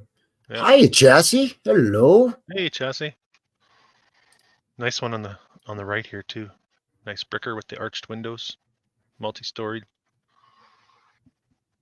All right, ready for this one? I don't know. Am I? The old City Hall, Fort William City Hall, here in the foreground. I don't believe you. There's a better look at it. There you go. That's what impressive. Do you think? That looks like an American state capitol building or a county capitol building, like a county courthouse in the U.S. Yeah. just because of its extravagance. You know what I mean? And the height of the tower with all the embellishments. Yeah, it's interesting too. Though this side looks a little different. This almost looks like a church part here. You know, a church. You've seen these. We've seen this many times. The four small columns on these Yeah, like buildings. either side of the flanking wings are different from each other. Yeah, that's strange, isn't it? Yeah, Yeah. asymmetrical in that way. Mm-hmm. And look at this tower. There's got to be some bell action going on in here. Oh, absolutely. I would say probably in the upper cupola and also in the opening. It would have multiple bells, I would guess, much like the Parliament buildings do in Ottawa. Yeah. Maybe a lighthouse up there too. Maybe they shone the light for the sailors on the lake. I'm just speculating. Maybe it's a dirigible tower where you could hook up and load and unload passengers in some kind of airship. Wow, I mean, you and I speculating like this on all these things, we have to do away with that, and they did. And that's what they did. They chopped off the tower. They tore this thing down, of course. Oh, of course they did. Because you can't have people like us speculating on what it might have been really used for. And Morgan in the chat, Isabella Live 2.0, you're right. We love our height because we Canadians have an inferiority complex, because we're kind of like Americans' little brother. That's and right. We're always trying to outdo everybody, to make up for it. And this is what it looked like for a while, which is interesting if we look at the comparison. They've taken these little bobules off, and they've taken a lot of this fancy stuff off and chopped it right there. Yeah. What a shame. Shame on you. And they tore it down, I think, in the 50s. I'm not exactly sure, but I'm just guessing, maybe the 60s. The 50s through the 70s was kind of the big time where they were really knocking a lot of this stuff down. We see it time and time again in the US, and it's the same thing up here in Canada land. They're either, areas, old world neighborhoods are allowed to become ghettos, and then there's fires and crime, and then places get knocked down or burnt down. Mm-hmm. And it's kind of the same sort of thing here with this too, There's a nice. You were talking about those little balconies. There's a nice one with a nice cover on it too. Just a got beauty. a Phoenician shell sort of detail above and below it too. They must Again, have that's just extra work. Europeans had to build that part for sure. Oh yeah, you got to bring Giuseppe in for that one. I like this too. You can kind of tell that it looks like we got brick going on behind this facade here. What looks like stone. It's kind of grainy. Probably those stone tiles that they just back butter with some mortar and slap it on, right? Yeah, exactly. So I showed this one. This is the courthouse. I just got a close up of some of the construction of it too.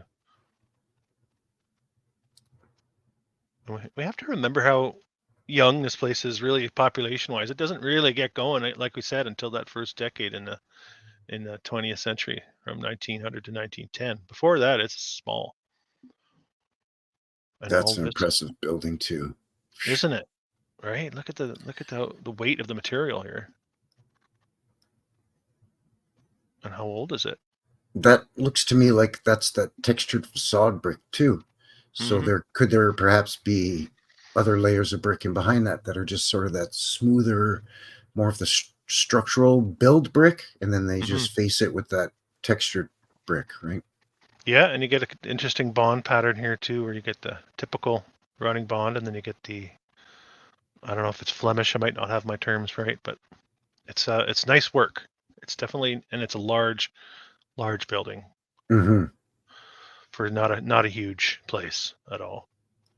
And you could see too, right in the foreground of the sort of the right-hand side, there's frost or ice hanging off that tree branch there. So keep in mind, this is Canada land. The build times, you got to take into consideration really long, cold winters.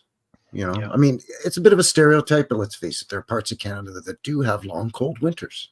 Oh, absolutely. And the Thunder Bay area is no exception. You don't want to be outside doing exterior work in December and January around where I live, that's for sure. Yeah, and in this area, in Thunder Bay, you basically from sort of middle to late October, right through until March or April, it's going to be cold, and there's going to be a lot of snow. And again, that cold wind too, right? Mm-hmm. Yeah, so this is part of the Collegiate Institute, Lakehead University, I think they're calling it right now. I like to look at the old one for a sec. Wait, is it Lakehead or the Lakehead? We better take a vote on it. That's touchy. I think the has been dropped. The has been The has been dropped. Sound like my English teacher back in the old school days. You can see a bit of a chapel thing going on over here too. See that? Mm. Not a bad little structure for a university. Not bad.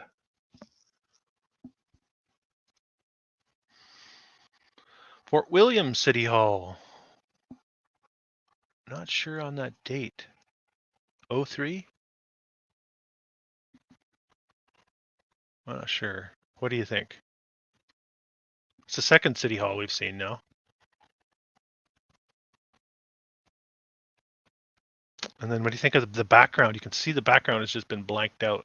So whatever structures were there, we don't get to know about them. It looks like this has just been plastered over and passed off as a historical photograph, but there's definitely tampering that's gone on here. That's clear to me. Yeah, that's vanilla sky. That's whiter than Canadian snow there, eh? In the sky background there, bud. Yeah, that's right.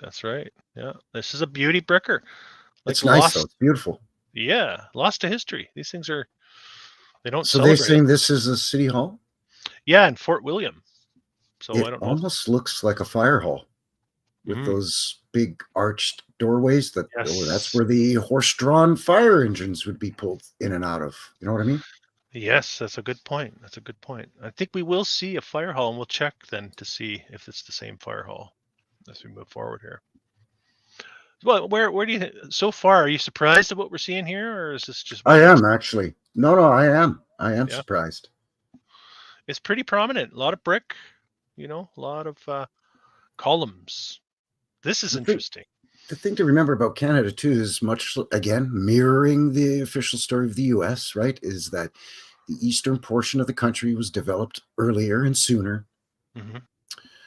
So one would think that throughout the passage of time of the last, let's say, 150 years from, Fort William and Port Arthur, that as the populations in the east grew faster and developed more quickly, because it is the east, right?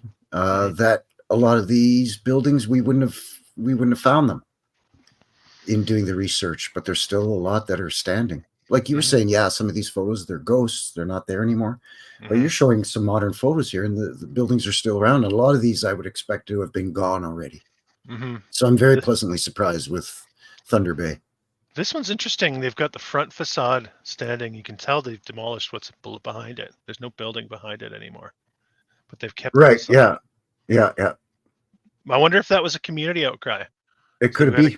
They did that here in Calgary on Stephen Avenue, where they kept a lot of the old from the turn of the last century, like in and around 1900-ish, give or take. They kept the facade, tore down the rest of the building, built a modern building in behind it. And basically kept the facade there because there was some public outcry of, hey man, Calgary's got a narrative of Sandstone City is one of our nicknames after the Great Calgary Fire, right? Yep. So a lot of people didn't want to see those old, beautiful, old world sandstone facades be destroyed. And I told you I had a few pictures of the surrounding area, so I thought I'd throw them in as we move forward. Some nice falls. I think this is a bit west of Thunder Bay. Very interesting formations rock formations there. Yeah. Yeah. Pretty horizontal for sure. My melt heads out there will get a kick out of it for sure. This is a jail, but it's not the only jail. And does that kind of look like a drawing? This part here to you?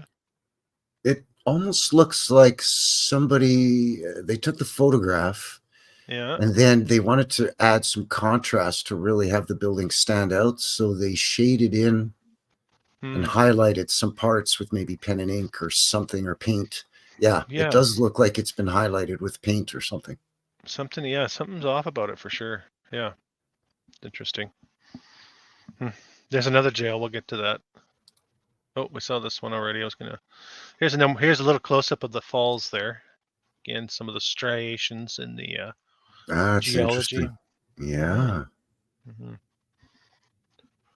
All right, so there's the modern Lakehead University that we saw. There's a lot of these in Ontario, aren't there? These style of buildings being used for universities.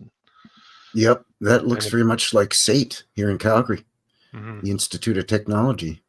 mm-hmm. Interesting. Again, I think it's just rubber stamping the narrative. All these buildings that look similar, we're going to call them this. All those buildings that look like one another, we're going to call them that. You know what I mean? Yeah, we've seen it time and time again. The more you see it, the more familiar it becomes. Yeah, This, it just becomes the same old song and dance after a while, right?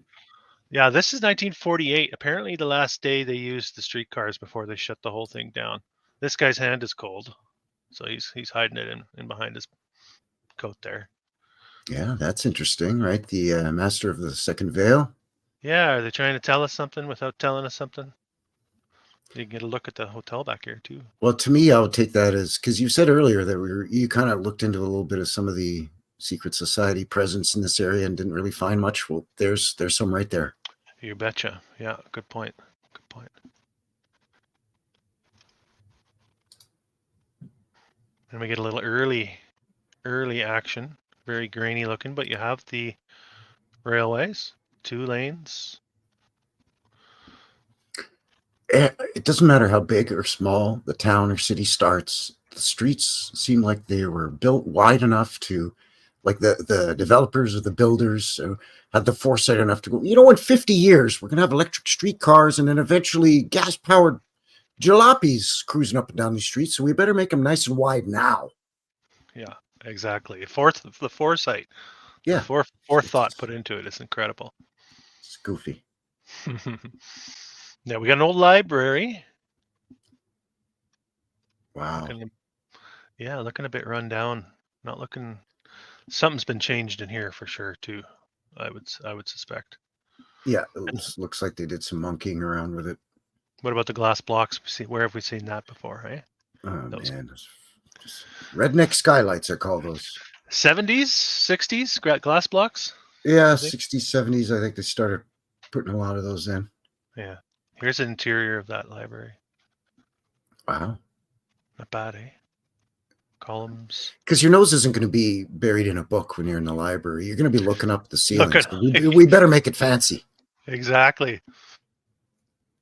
Doesn't you make got to sense. have the column capitals with the heavy curls in there. And nice. And then the what's that style of ceiling called again, Chris? Where it's coffered. Coffered. Yeah. Thank you. Coffered. Yeah.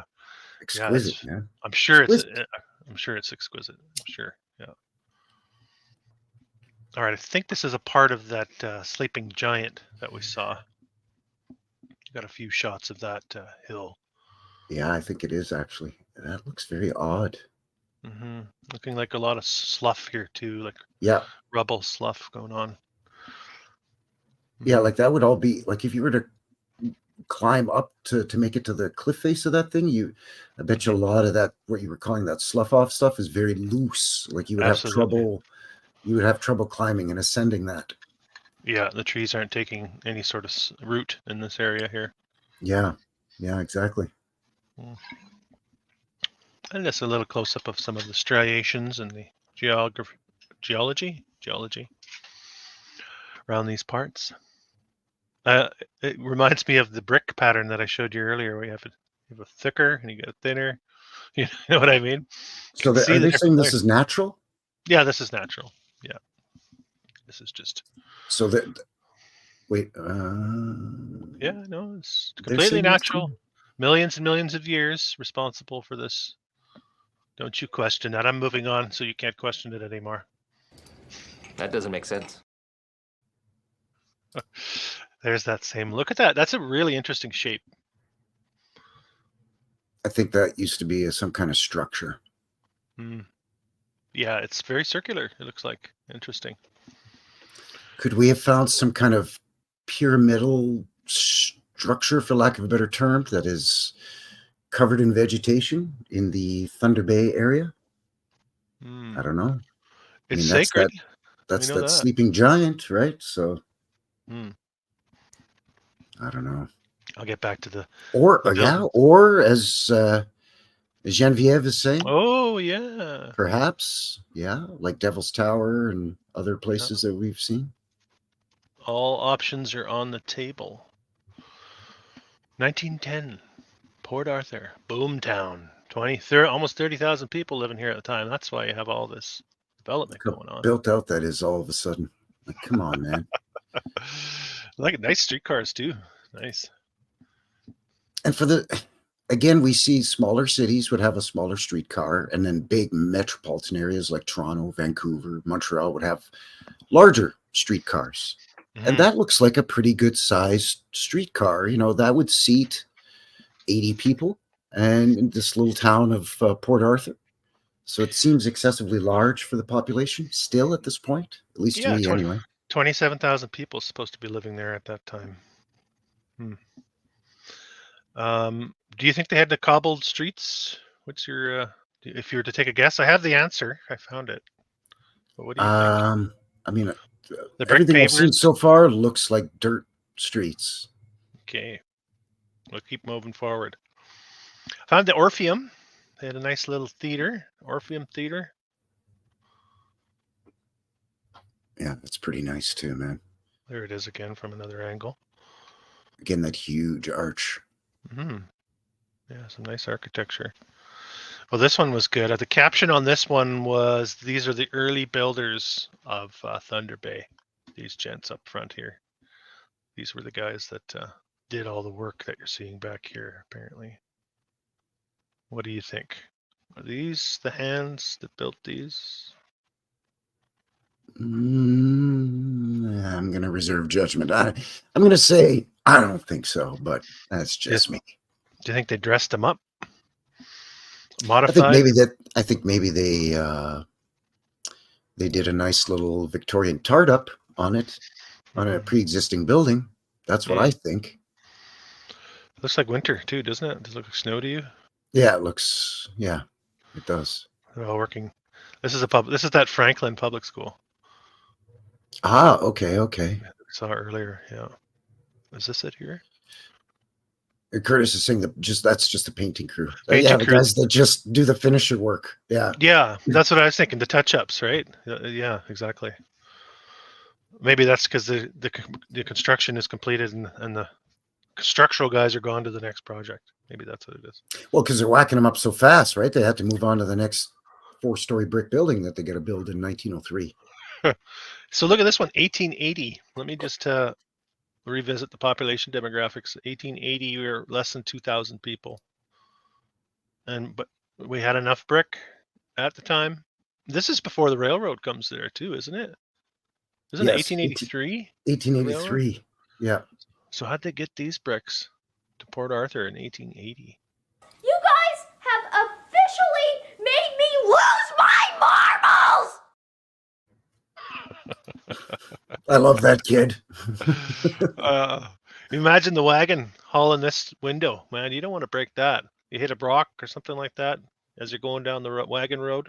You hit a bump in the road and that thing shatters, and then now I got to go back to the glass manufacturing place that somehow existed in 1880.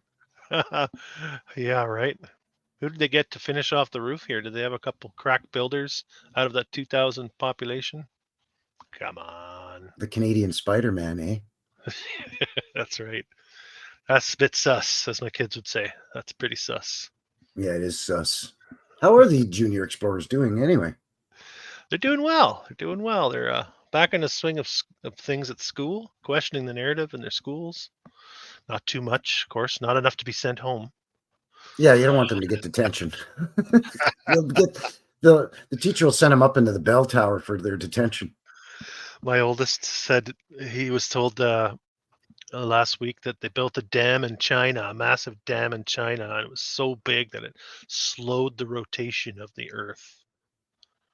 That's what he was told. He said that's what he was told? He was told that this dam is so significant that it has permanently slowed the rotation of the Earth. That's exactly what they said to him. Yeah. Think of that what you will. I said, hold up, wait a minute, something ain't right. Sure isn't. This is the old police station. We are told. That's the police station? Yeah, I'm sure it's been heavily modified. You can see how ugly this part is up here. Yeah. Oh, yeah, but I mean, Why okay. not? It's Why fancy. not? It's pretty fancy. Wow. What are you? Okay. You're not questioning it, are you? I hope you're not. Nope, Why nope, not? not at all. Okay. Good. You want to see a post office? This is the other post office that I mentioned. There was another one earlier. Yeah.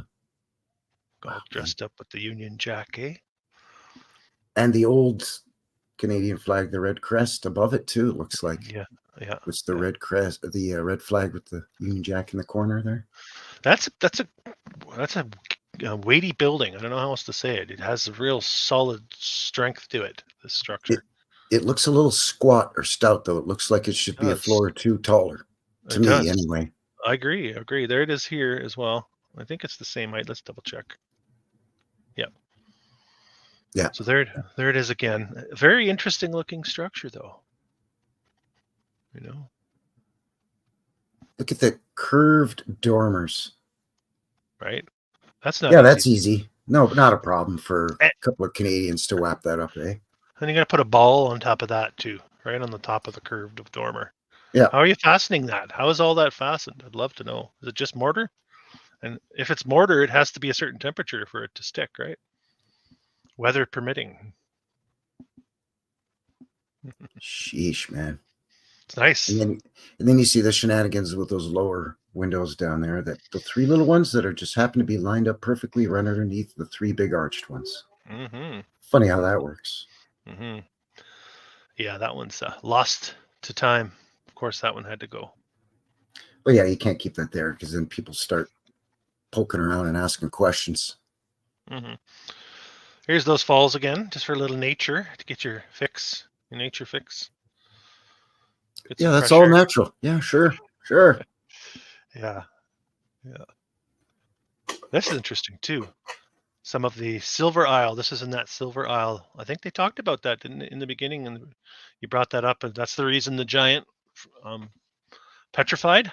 Yep, because the indigenous peoples accidentally let the cat out of the bag of the silver mines on this islet, so that it turned the giant to stone. Yeah. So that's submerged underneath the surface of what I'm guessing that's Lake Superior. Yeah, I think this Very is the interesting. island. Yeah, I've never seen that before. Apparently a part of the silver mining process. So that looks like that goes way down deep in there, man. Mm-hmm. Mm-hmm. Very interesting. So why is it below the surface of the water now? Good question. Global warming. That's why. It's got to be. It's got to be the ye olde climate change. Yeah, right. That's right. How are we doing here? Oh, we still got 20 more photos, so we'll keep moving here. Yeah, these are fantastic. Well, that's got to be the fire hall. Yeah. Is it the same building, though, from a different angle? Let's see if I can go back and to do a side-by-side. That's a heck of a fire hall. Okay, ready? No, I don't think it is. No, it looks different. Pretty close, but I mean, you could see why one would say that this, the black and white one here is a fire hall, because it looks like. Oh yeah. Once you click on the postcard of the actual fire hall, they're very similar. They have a lot of the same. Yeah. Sort of trademarks. Yeah, that's kind of what you're getting at with these openings, right? Yeah. The only difference is there's an additional tower. One for, I'm guessing, one for the observation tower to try to spot a fire, and hey, there's a fire over in West 5th Street. And then the other tower is the bell to ring to alert the firemen that are right there. And really, they wouldn't need to have a bell. You could just yell down to them, "Hey, boys, there's a fire." Got a basement going on in this thing, of course. And look at all the detail here. Like you got a 2-tiered brick. Yeah, that's stacked brick. Giuseppe doing a hell of a job stacking that brick. It's ridiculous. Really not. It's ridiculous. And it's arched too, isn't it? The stacking of that brick. They made little arches. Yeah, it's just frivolous. Apparently no time or money or material or manpower restraints at all. You could just get as fancy as you wanted. exactly. Yeah. Okay, we got a church here. We have St. Andrew's Presbyterian, I think they're calling this one. Looking like it's 400 years old. Yeah. I mean, being called St. Andrews and looking that old, you could pick that up and plunk it down in Scotland, and it would fit. Uh-huh. You could say, yeah, that's a 600-year-old church or a 500-year-old church, and people would say, wait, oh, whoa, it's Scotland. Sure, yeah, okay. Yeah. But now all of a sudden you put it in Thunder Bay, and raises some eyebrows. Some narrow windows too. Well, again, archers to protect the parishioners while they're in prayer. Yeah. St. Andrews. Yeah, there it is again. Very castle-like and very Mhm. large too. Like It is. not only the tower, but from end to end. Yep. Takes up almost a city block. That's big for that time period. And then this section here, I got the close up, so you get a sense of the architecture a little bit more. Beautiful, Nice, man. very shiny columns. Early time period for sure. They'll put the. I should have looked, but I'm sure this is back in the 1880s, 1890s, maybe in the narrative there. I'm just guessing. This one's St. Paul's Anglican. In the triple door entryway. The tower probably missing the dome or the peak. Yeah, we're used to seeing. I wonder why you need 3 doors. Mm-hmm. Plus, then another door at the base of the main tower there too. So like, is there that many people flocking into the church? Like, I got to get a pew up front. Get out of my way. Oh, we better put some extra doors in because people are clamoring to get into this place on Sunday. Mm-hmm. Mm-hmm. We don't build them like this anymore either. If you had a plan to build the new Anglican church in Thunder Bay, it would be very basic, open, single story. Yep. Right? Don't do any of this stuff anymore. That's a great question, Genevieve. Genevieve, is the clock the 4 1s or is it the IV? We're going to need a local's perspective on that. I'm going to have to get a local to put that in the comments section below if anyone's watching this from Thunder Bay and can actually get eyes on that. Scott brings up they call it the old church, even though it was the first one built. Yeah. Exactly. That thing's been around forever. There's the grain. That looks funny too in the background there. Grain factory thing on the waterfront. Oh, that's where the guy was mixing the crappy grains with the good grains and reselling it. Yeah, he got his business plan. He's a genius businessman. There's a streetcar. Mr. King, the shyster with his grains. Yeah. Let's see here. I kept this one because I thought this was interesting. The sidewalk.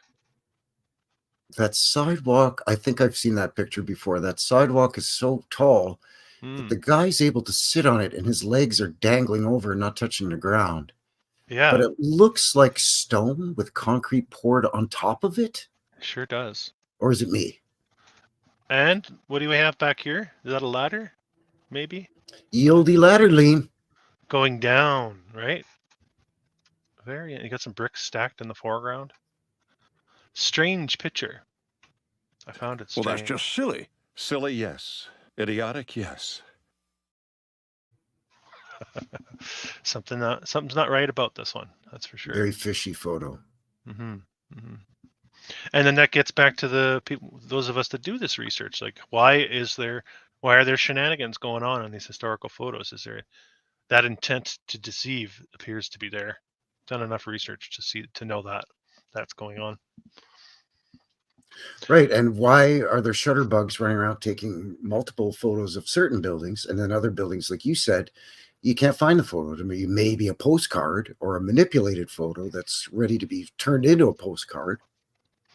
Mm-hmm. So like what's the criteria for what ends up still being able to be mined from the internet and find a photo? Mm-hmm. And what's the criteria for stuff being buried or ghosted? You know what I mean? Yeah, it's good points. Good question. Apparently this is the first day of the streetcars being in use in that 1892, I guess it was. Oh, so the inaugural photo of the first run of the, well, you could tell because all the kids are out on the street to watch.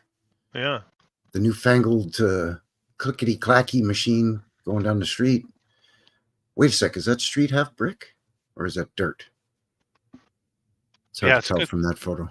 That's a good question. It's pretty dirty at this point. Look at this. I'm just looking for if we get any more signals from any of these guys. I don't know.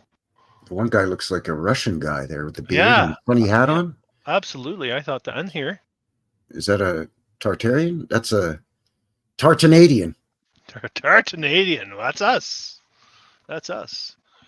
Look at this building back here, too. I didn't notice that before. Yeah, This very is- fancy. Yeah, this is the inaugural run in 1890. Let's go back to the demographics. 1890. 5,000 people living there.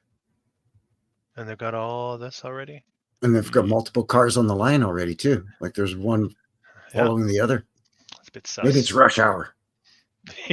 yeah, exactly. Well, here's one. This is the giveaway on the paved streets. You can see here, brick paved streets. Ah, there it is. So they're making a modification here, or alteration modification, or they'll probably tell us it's an installation of some sort. But you can see how well packed the dirt is underneath the bricks here too. I don't know if you can see that, and you can see here as well. Yeah. So we had brick paved streets in Thunder Bay. That's confirmation right there. Again, just stop yourself for a second and think, okay, how labor intensive is it to level out the street and then hand lay all those bricks? And then, of course, you have something, whether it's some kind of loose aggregate in between the bricks or some kind of mortar, or whether they're dry fitted. I'm not sure. I don't build brick roads myself. Mhm. But just the amount of labor involved in just laying the bricks when they were putting out the street. You know what I'm saying? Like, Yeah. You can see This- how this hard ain't- packed this. this ain't 12 dudes laying bricks in the street. This would be dozens and dozens and dozens of workforce to do that. And it's just, Flip Eye's got it. And it's like just Very labor intensive. labor intensive. Absolutely. You have to hard pack the substrate too. Yeah. Like otherwise the bricks, if you've probably seen it in your towns, bricks that start sagging because of issues like frost and things like that. Well, here we have very often in Canada, you have the frost, and when it pushes up, so you don't get a lot of sinkholage like you do, let's say, sort of at certain points in the southern United States where you get a lot of sinkholes. Yeah. Here you tend to get a lot of sort of uprisings. The ground is pushed up when it freezes. Yeah, frost heaves. Yeah, we get that too. Yeah. So, I mean, what do they have to do then? Like rip up all that brick and then smooth out that frost heave and then relay the brick again? Like it's just. And you don't see any of those issues with the old world brick streets. It's, It's baffling and befuddling, and it just behooves a guy to figure out just the labor involved, There's the car barns. These are the street car barns. Again, a super fancy building with tech all over it just to store your choo-choos in. Yeah. You don't need the arches. You could have stopped it right there. Yeah, exactly. The arch goes 10 feet above the top of the train. Yeah. I mean, hey, I'm glad they built it fancy, but again, you just have to wonder why, though. Yeah. I guess they just had a lot of time on their hands back there. And skill, just laying around. They had all sorts of skill just laying around, apparently. All right, there's another look at the streetcars. Just they're really prominent in this community, the streetcars. Like, didn't they say it was the first one in Canada? Is that what they said? No, it was the first daylight savings time in Oh, Canada. I thought they So said let me first. just double check the. I'll keep might moving. I thought so. Yeah, I mean, that's a couple of firsts if that's the case. Just gonna scroll through the Wikipedia here again and just kind of Sure. remind myself. There's that old police station again. I'm coming to the end of the file here. We're down to the last couple photos. So, there's the correctional center. I remember I said earlier that weird one that looked like a bit of a drawing. There's the correctional center as it stands in the modern day. You know, I just got back from a boots on the ground road trip up to Edmonton. Mm-hmm. And there's an old prison up there that I shot some footage of, and it looks almost identical to that. Mm-hmm. Where it looks like an old castle with those turrets and the Yeah. whole bit. And it's like, nope, it's a prison. Are you sure it's not a castle? No, prison. It's prison. Yeah. We want our prisoners to feel like they're living in the lap of luxury while they're Yeah, paying like for princes. for their crimes. I want them to feel like a prince. Yeah. Yeah. Yeah. Let's see here. I'm still just trying to find this whole electric streetcar. So there's two St. Paul's churches in Thunder Bay. This is the United. The other one was an Anglican. The other red bricker. That's not confusing at all, considering Anglican and United are both Protestant. So you have two Protestant St. Paul churches in the same town. Apparently. Hey, bud, I'll meet you at St. Paul's at 6. And then the next day, where were you, dude? I waited for you and waited for you. Yeah. Oh, I meant the other St. Paul church. Oh. Sorry. Yeah. Gotta love it. This is supposedly one of their famous homes. Again, you get that prominent brickwork in the columns. Nice looking house. Probably, we might have seen this one actually earlier. I'm not sure though. Doesn't A lot of look familiar. residences. That one probably was in the video that we showed on the break. Mm-hmm. I bet. Mm-hmm. Or similar styles to that one. Anyway, that's a beauty. It is, yeah. I have a pipe organ from the Wesley United Church. That was that big one, I believe. I'm getting confused now. That's beautiful too. Huge pipe organs. Yeah, as you do. Ship them in on the rail. This is the Journal, some sort of Times Journal building in Fort William. So that's their newspaper? Reminded me a bit of Victoria had a newspaper building that had a similar look as well. Bigger, but it had this similar sort of, again, those columns on the corners, we saw those at the City Hall earlier as well. And you have the lower windows here as well. Probably the 20s, 30s, 20s. From that car, late teens, early 20s, yeah. Mm-hmm. Yeah.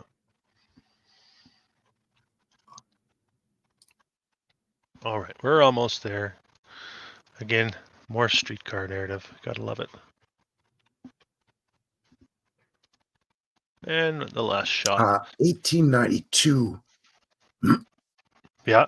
Excuse me, I got a bit of a frog in my throat there. 1892, the Port Arthur Electric Street Railway was launched amidst controversy in 1892. It was one of the first municipally owned railroads on the continent. There you go. So On the in other continent. words, yeah. Wow. So on the continent of North America, it was one of the first city-owned and operated electric streetcars. 1892, Port Arthur. Now Thunder Bay, Ontario. Of course, we know that those streetcars are pretty much everywhere. So, yeah. Heck, we've seen channels in this line of research that show, little towns in the United States, 2,000 people, but they had electric streetcar. Yeah. Dolly Brooks in the chat saying, I remember going to an old fort in Thunder Bay, but that was at least 40 years ago, so I don't remember much about it. Yeah, well, that was probably Fort William, and it's still there. That's how they seed the narrative, right? That's your impression of the past is the fort that you go to, right? Yeah. Oh, yeah, I visited the fort, so I know there was a fort there. What else do you remember? I don't know. Because that's the narrative that they want to stick out is, the fort and the fur trade and all that. That's why it's there. Yeah, exactly. And the teepees and all the rest of it. That's the end of my presentation, by the way. Excellent, as always. Fantastic photos. Thank you. As per usual. What did you guys think in the chat? Surprised? I was surprised. Again, because I would have thought that a lot of the older buildings would have been knocked down but you found photos, modern photos, and the buildings are still standing. So I'm actually quite impressed. Mm.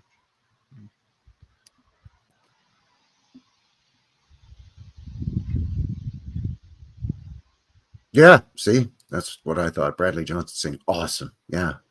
Cool. Adby saying, you want to look up something crazy, look up trolley graveyards. It's not stacks and stacks of trolleys stacked up on each other. Yeah, I've seen photos of that for sure. Another weird.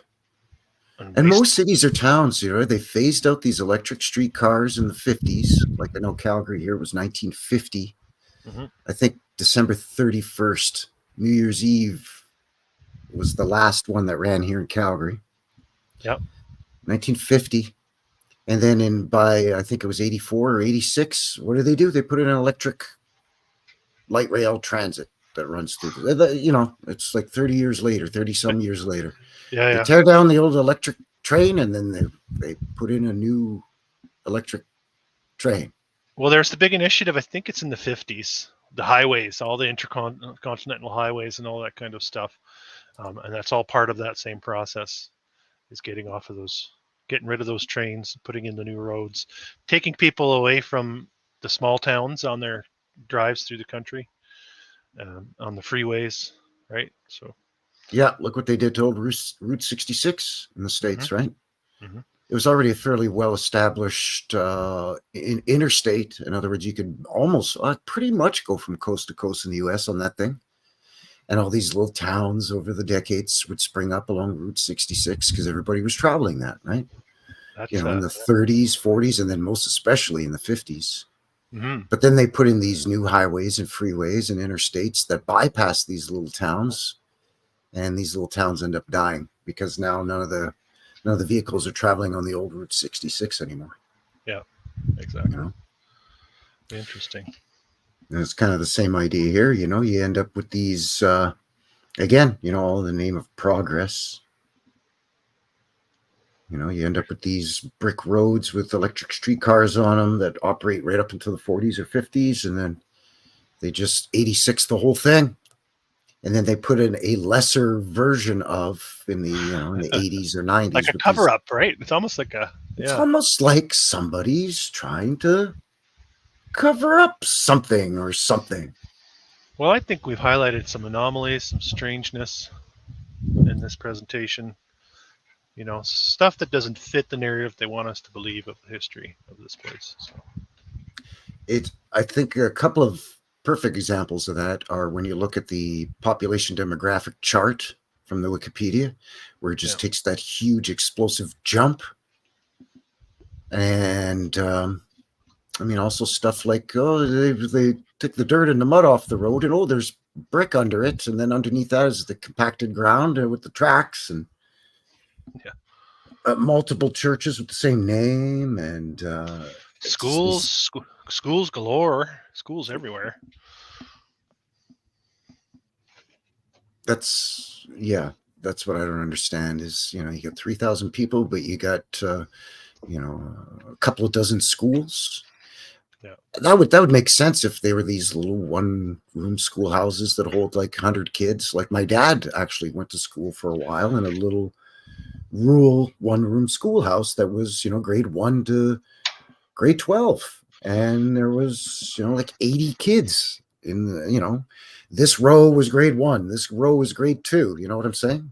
And you'd have one teacher and maybe one teacher's assistant teaching the whole class. Yeah. And that's what the narrative gives us too. That's what they say the old schools were. Single school, all ages in the same room, single room.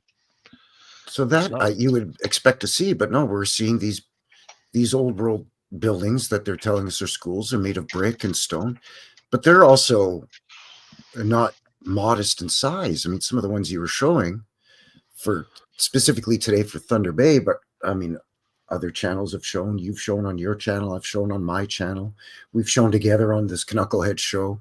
These schools are big.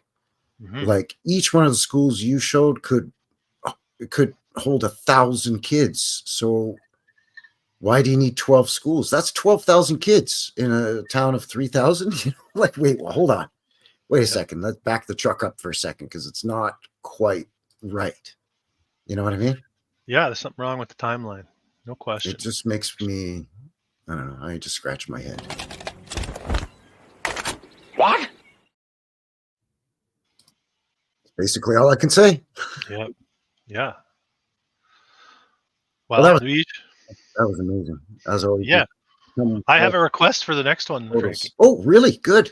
Yeah, I want to get your approval. We may as well do it here live. What do you think of Regina? What do I think of? Pardon? Regina. Oh, Regina. Oh, yeah. Yeah, Hey, absolutely. come on, this is for the kids too. Yeah, it's a family show here. Let's keep this rated G for general audiences here. That's right. But yeah, oh, absolutely. Yeah, Regina. Would you be into that for the next? Absolutely, I would, because I already know kind of what to expect in Regina. But with that said, when you think you know what you're going to expect and you just dig a little below the surface, you always encounter surprises like we did here today with Thunder Bay. All right, we're going to get our monthly back too. You want to get the monthly broadcasts back for the winter here? Sure, if we can. I mean, no pressure. I know that. I mean, as your channel grows, there's a lot more to involved behind the scenes with your channel. Just responding to comments and putting up original content.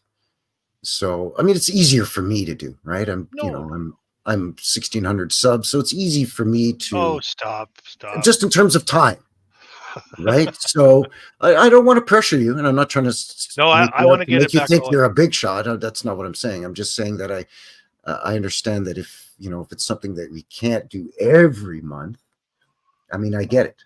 I'd like to get regular again here throughout the winter. So let's try to. You're gonna need more fiber. Then you got to take some Metamucil if you want to get regular. I've been told. That doesn't make any sense either. No, it makes perfect sense. Yeah, no, absolutely. Yeah, as much as we can. Yeah, I'd definitely love to go back to doing the monthly format now that summer's over and we each have a little bit more time that we can focus on this area of research. Absolutely. Cool. Right on. Yeah, for sure. Do you see Mark in the chat, by the way, too? There's Mark, our melted reality. Oh, yeah. Good to see you. Dragon Sage in the box. He says, I love Regina. Who doesn't, Mark? Who doesn't? And again, there's going to be some hokey things around the timeline with the narrative of Regina, which is in our favorite province to pronounce, at least on my channel, Saskatchewan. Say it with me now, people. Saskatchewan. We always find wacky stuff when it comes to Saskatchewan. Because there's only two landlocked provinces in all of Canada, right? And it's Alberta and Saskatchewan. So if it wasn't for the railroad narrative, who knows? It might still be wild Indians and buffalo and cowboys out here. But thank goodness the railroad came through and brought in the modern world. Because we wouldn't be able to blame it on the ships and the seaports like Toronto, Montreal, Vancouver, Halifax, St. John's, and so on. Yeah, it should be a good one too. Regina's got some beauties. So that's right, Mark. Thanks for the reminder. Yeah, I'm going to be for those of you that are subscribed to both channels, you're getting the Knucklehead show here this morning on Sunday, and then in a couple hours, I'm going to be going live with my show on my channel, New West Reset Live. Boy, you better get a bite and get a little bit of a rest. I'm gonna lay my head down and have a little nappy nap, maybe. Actually, I'm gonna have breakfast first. Even though it's 1:45 here, or 20 to 2. Yeah. I had I'm like a hobbit. I'm going to have a second breakfast because I did have a light breakfast because I don't want my mic picking up on my stomach gurgling and growling. You know, those sounds that your stomach makes. Oh, you lose subs. You'd lose subs for sure if you had People would be like, there's some weird sounds coming out of that channel. I don't like that guy. Unsubscribe. I'm going to unsubscribe. Everybody unsubscribes, right? That's just the thing people do. I like how people unsubscribe, but they don't tell you why they unsubscribe. So you're just left in the dark. Did I say something to make them angry? Did they take something personally? Did they just not agree? Did I accidentally call them a poop face? Like what? Like why? Right? I had a comment recently that said if I could give this video 100 thumbs down, I would. Really? Yeah, I had somebody, I insulted their hometown. That happens. It's usually people get a little touchy about their hometown. Well, but you generally say it in almost every one of your videos on your channel that, like, look, like if you like, let's say you're doing Boston, right? Like, look, if you live in Boston, I'm not poking fun at your town. I'm just poking holes in the narrative here. They don't understand the difference. That's what I get. Some people. Not making fun of Boston. I think Boston's beautiful. The people in Boston are nice. Yeah. Bostonians are great, friendly people. Yeah, they don't hear that. That goes in one ear and out the other. All they think is, you're making fun of my city. Unsubscribe. Or I want to give you 100 down votes if I could. Well, that's easy. Create 100 sock accounts and give me 100 thumbs down. That's right. Which doesn't do anything except for actually still counts as engagement on your channel. Exactly.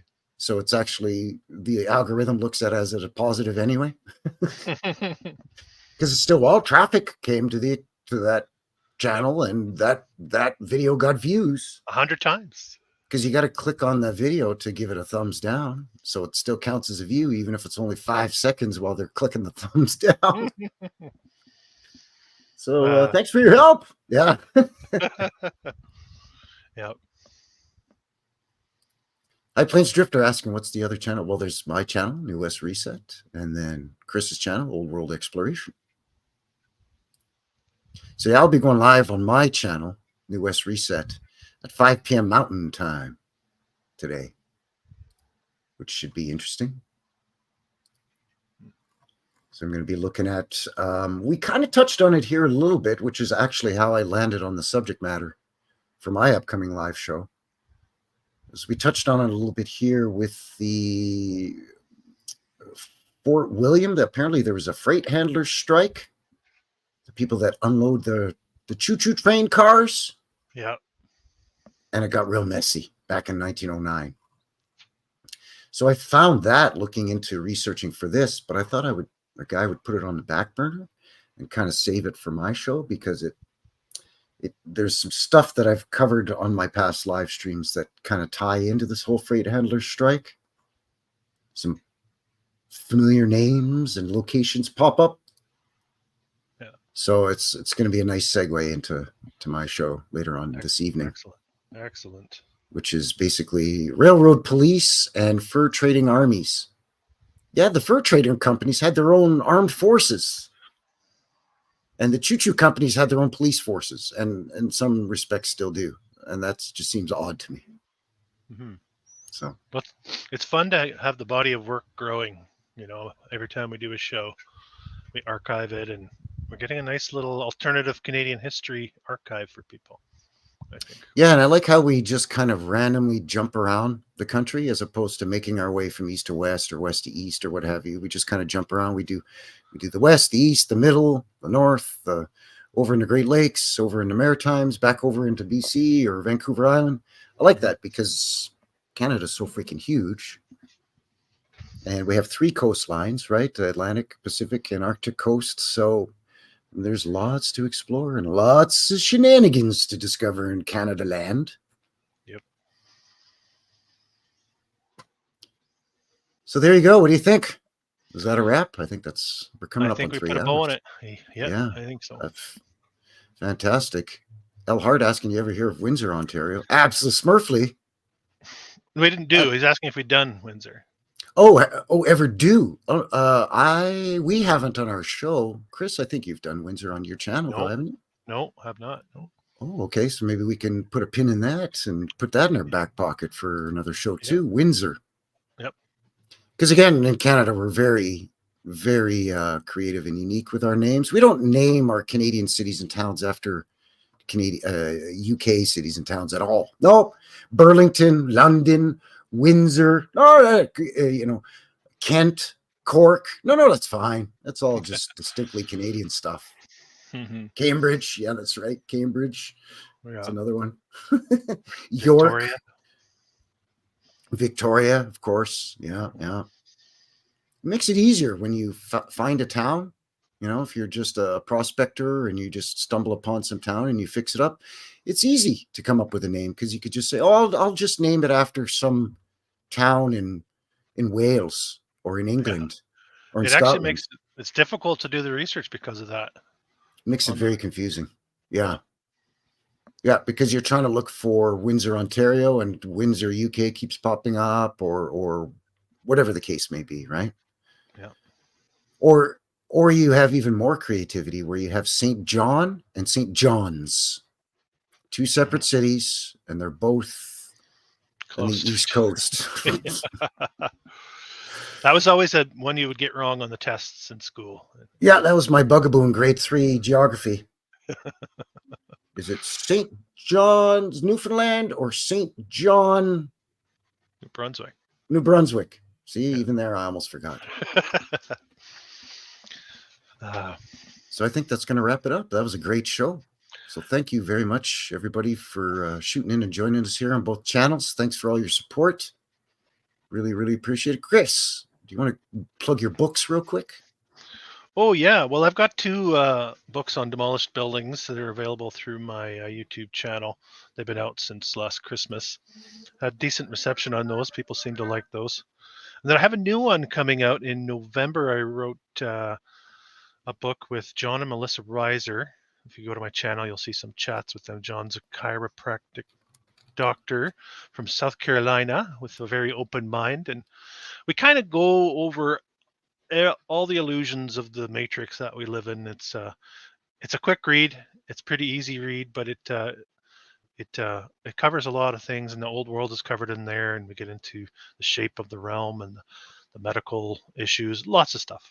I think it'll be an enjoyable read for people that are into alternative research. So that comes out in November, and there'll be more coming between now and then to promote that book and to get people's eyes on it.